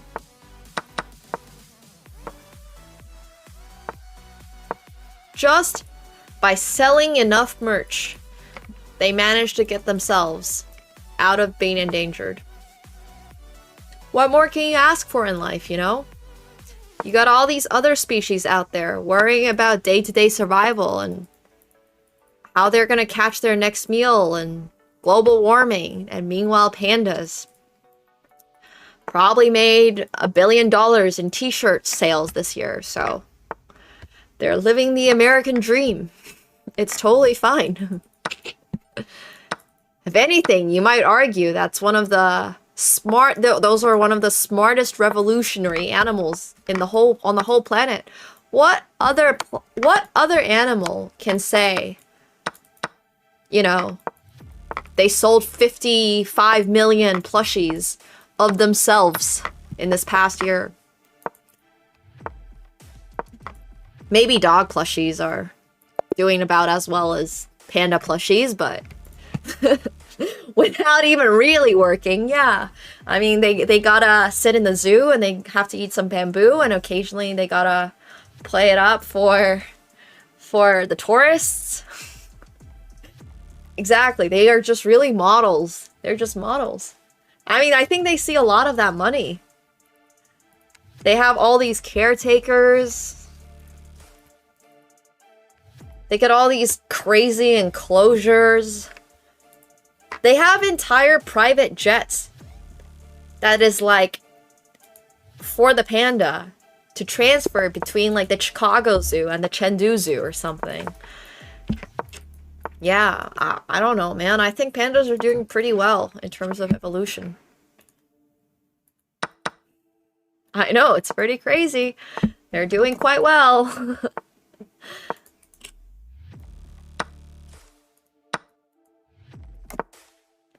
I don't know. Have you talked to a panda? Do you know for a fact that they don't know how warship they are? Do you have proof?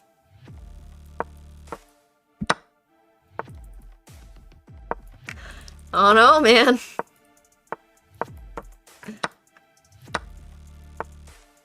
You might be surprised.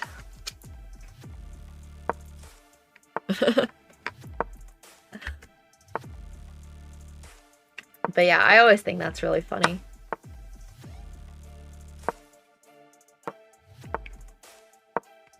Have you conducted an interview with a panda?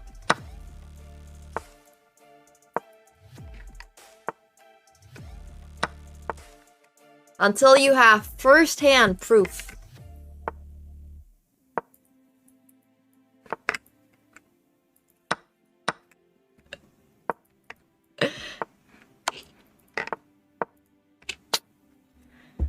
Oh no, that's not good.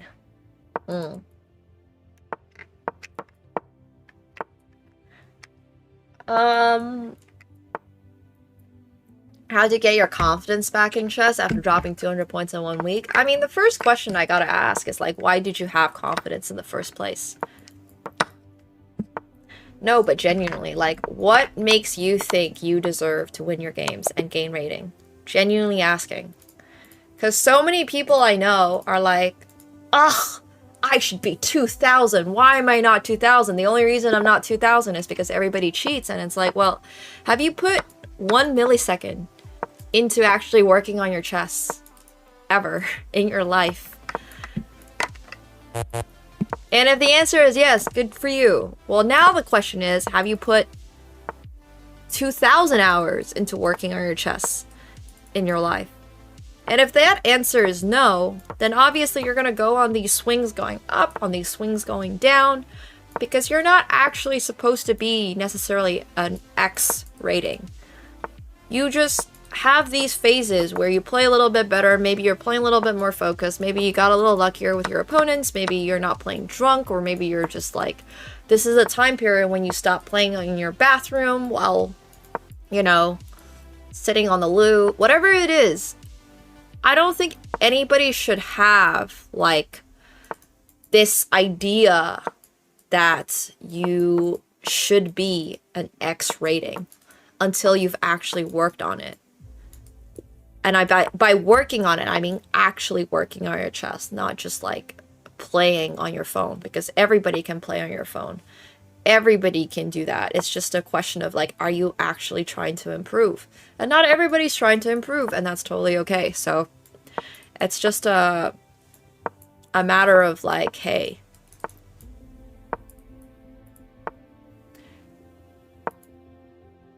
did you study? And if you didn't, why do you think you should be in next rating? What makes you think that you should not have dropped 200 points in the past week? I definitely used to have this struggle a lot too when I played chess, being like, ugh, I should be whatever. But then you realize there's people out there who actually are working harder than you. There are people who are spending more time than you. For you to think that you deserve to be their rating is extremely egotistical. And I'm not all for being Delulu is the Salulu, but also at the same time, it's not a very healthy way to live through life. So sometimes you gotta be a little bit more pragmatic and just realize we're talking about the league ladder.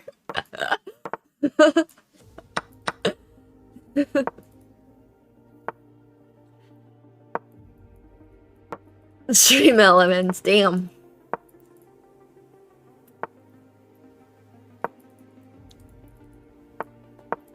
But yeah. I think it's really, really, really important for people to recognize that if you have not actually worked on your chess, shit can happen. And if you have worked on your chess, shit can still happen. The important part is understanding why it happens, how it happens, and did you actually work on your chess? And if you didn't, then you can't feel bad about it. Like, you should not have the right to feel bad about it if you didn't actually work on it.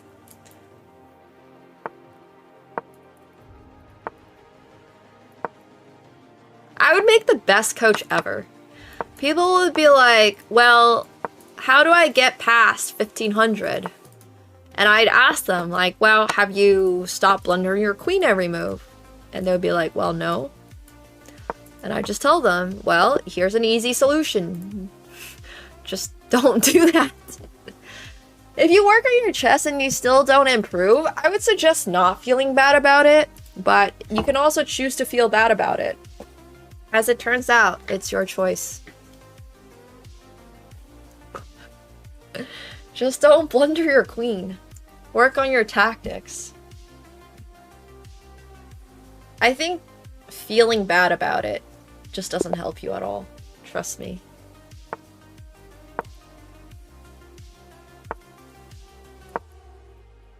Oh, you can climb so high by never making a one-move blunder.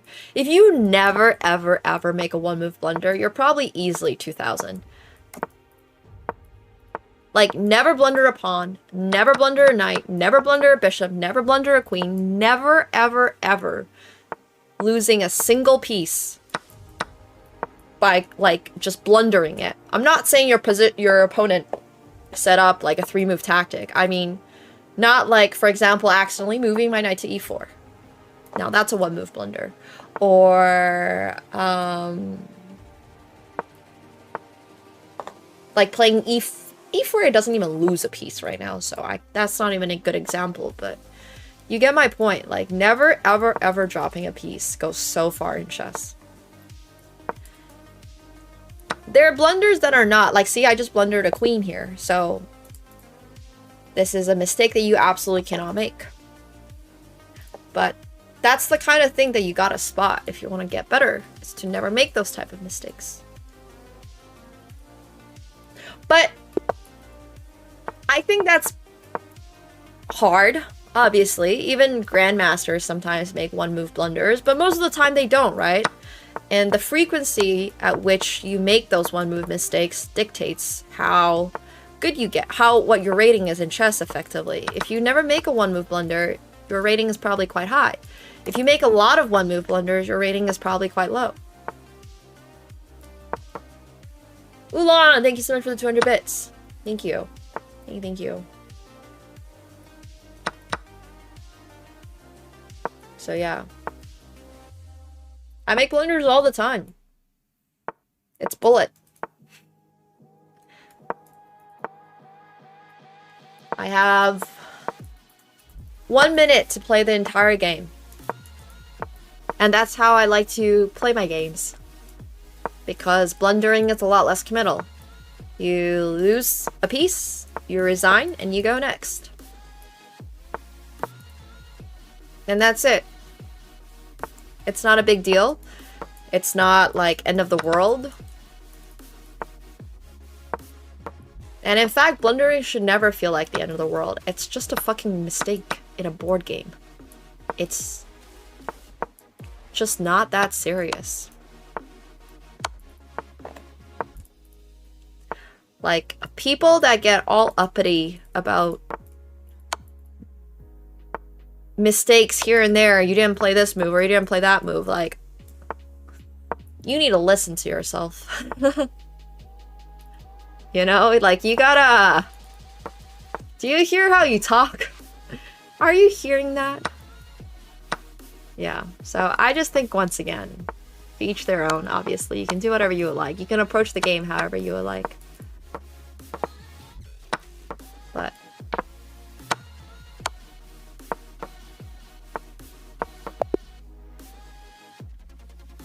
Hello, taking back Eden. Hello, hello. Yeah, and obviously it can be more than a board game for you. And that's cool too. But if you wanted to look at it extremely, extremely objectively, for the most part, it's a board game. And for some people, it can be a source of income. For some people, it's a source of joy. For some people, it's a source of entertainment. For some people, it's that thing they do when they're trying to avoid work at work by playing chess in the break room. Whatever chess is to you, that's okay. So you can play it however you would like, is really my point. And then beyond that, wherever you want to take it, that's your choice as well. So if you want to feel bad about every move you make and second guess yourself, you can. I just don't think that is the healthy way to do, to go about it. I don't think that's healthy. So yeah.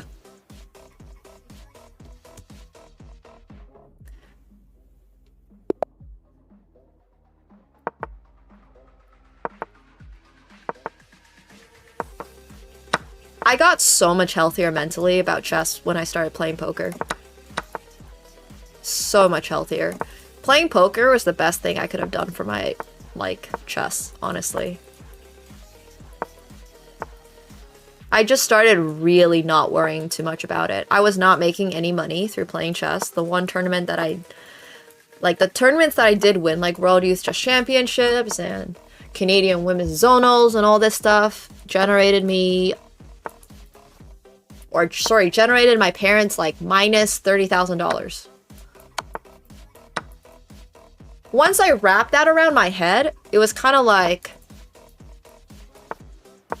wait, why do I care this much? So, I think that was a really big wake-up call. It was like, you know what? This isn't such a big deal after all. Why was I so worried about this whole time? So yeah.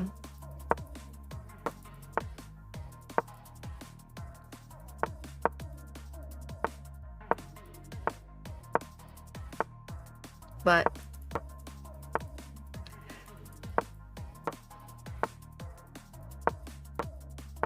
I think there's healthy ways to go about improvement. Exactly.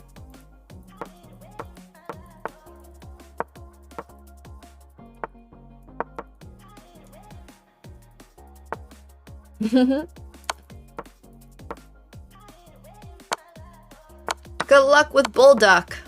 That reminds me, I have bull ducks. I gotta eat those at some point. Gonna get flagged. No.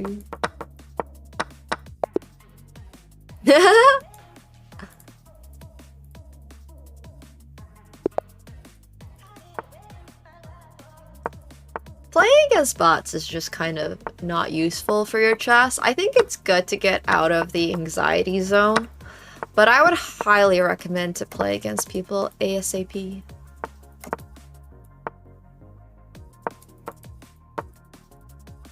Yeah, I mean, in my head, I'll always owe my parents financially, but I have paid them back.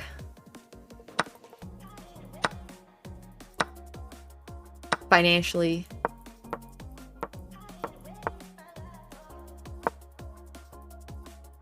And I keep trying to. They don't ask for it or anything. But I try.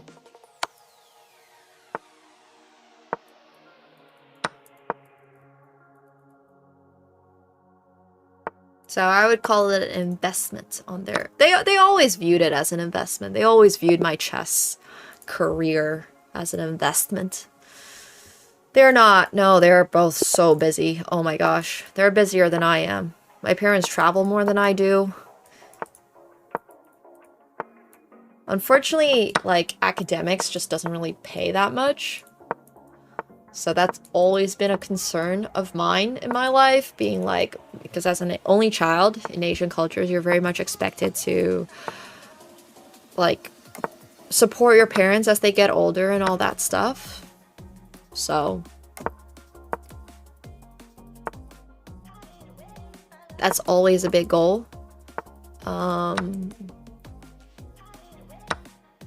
My mom currently teaches / manages, and my dad is like does projects and does speeches at different universities, but it's like, yeah, they're pretty cool.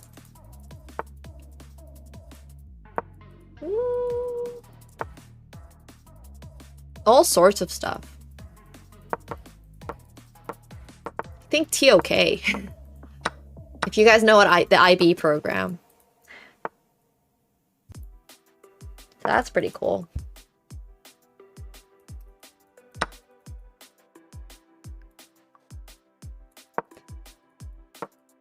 Theory of knowledge. I know. I think that's one of the ones she teaches. I'm not exactly sure though.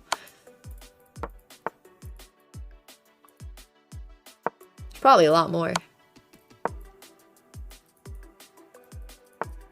I love TOK. My favorite class. It's an interesting concept, TOK.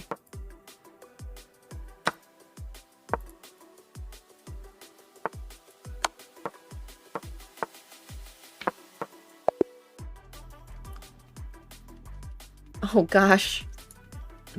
Flat Earth. TOK is theory of knowledge. It's basically epistemology, and it's a study on like how we come to determine the things that we know today. Like, why do we assume the things that we assume? A little bit of John Locke, a little bit of oh my gosh, why am I blanking on their names? There are so many different philosophers that we discussed. What is truth? Exactly. Like, literally asking what is truth. Yeah,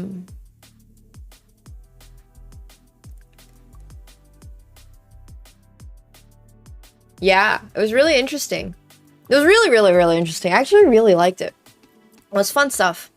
Yo, Equinox! Thank you so much for the Prime. Welcome back to your 10th month. Thank you. Thank you, thank you, thank you. Yeah, it was basically philosophy wrapped up with a bunch of studies on, like, how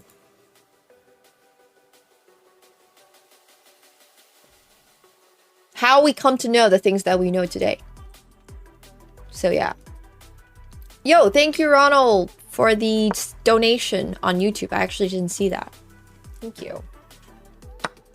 Utilitarian theories. Like, what's... Yeah, society. Why we are the way we are. Hi, Hergon. Hello, hello. It was cool. I'm 26 as of 2 weeks ago. Basically exact.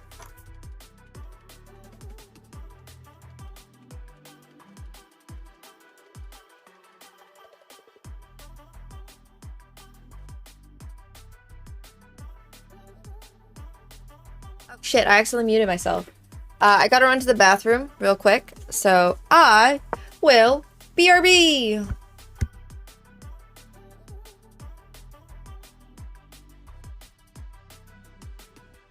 I don't know why it keeps accidentally muting, but like, oops.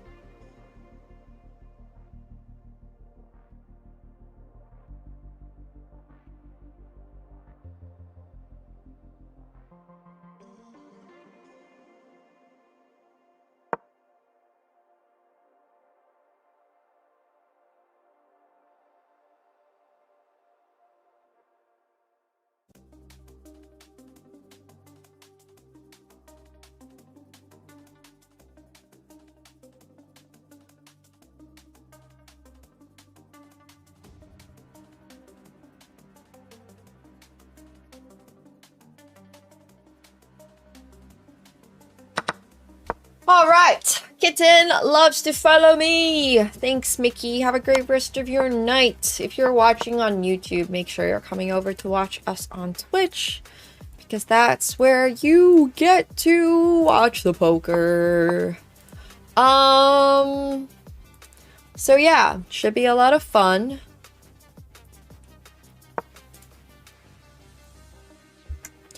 And we're going to swap on over to poker. So if you're once again on YouTube, come on over.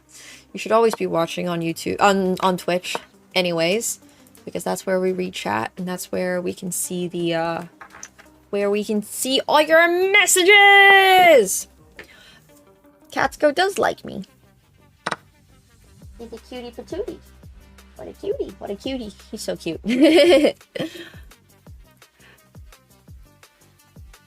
There's a reason his legal name is Gambit. I don't even have any stray cards, but like...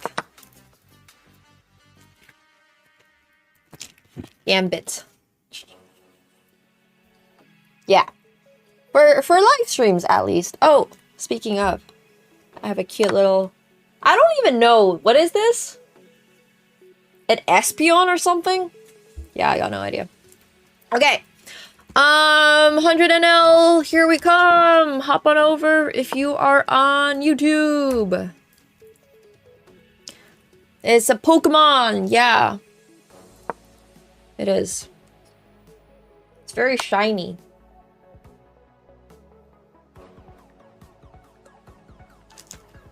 It's not that exciting.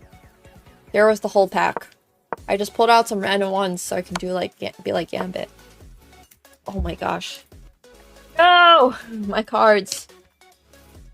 There's this guy who looks like he's half a sake bottle. I have an insane card collection. Nothing of particular value. I just have a lot of cards. I can do 0 card tricks. In fact, I'm pretty bad at shuffling. I know, as somebody who plays poker, I'm like...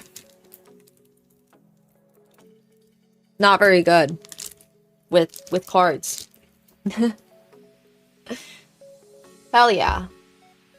Do learn more about Finnish culture. Underrated culture for sure.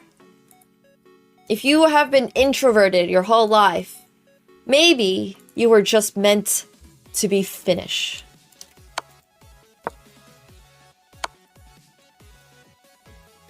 I'm just saying. You maybe were just secretly, maybe you were just born in the wrong place.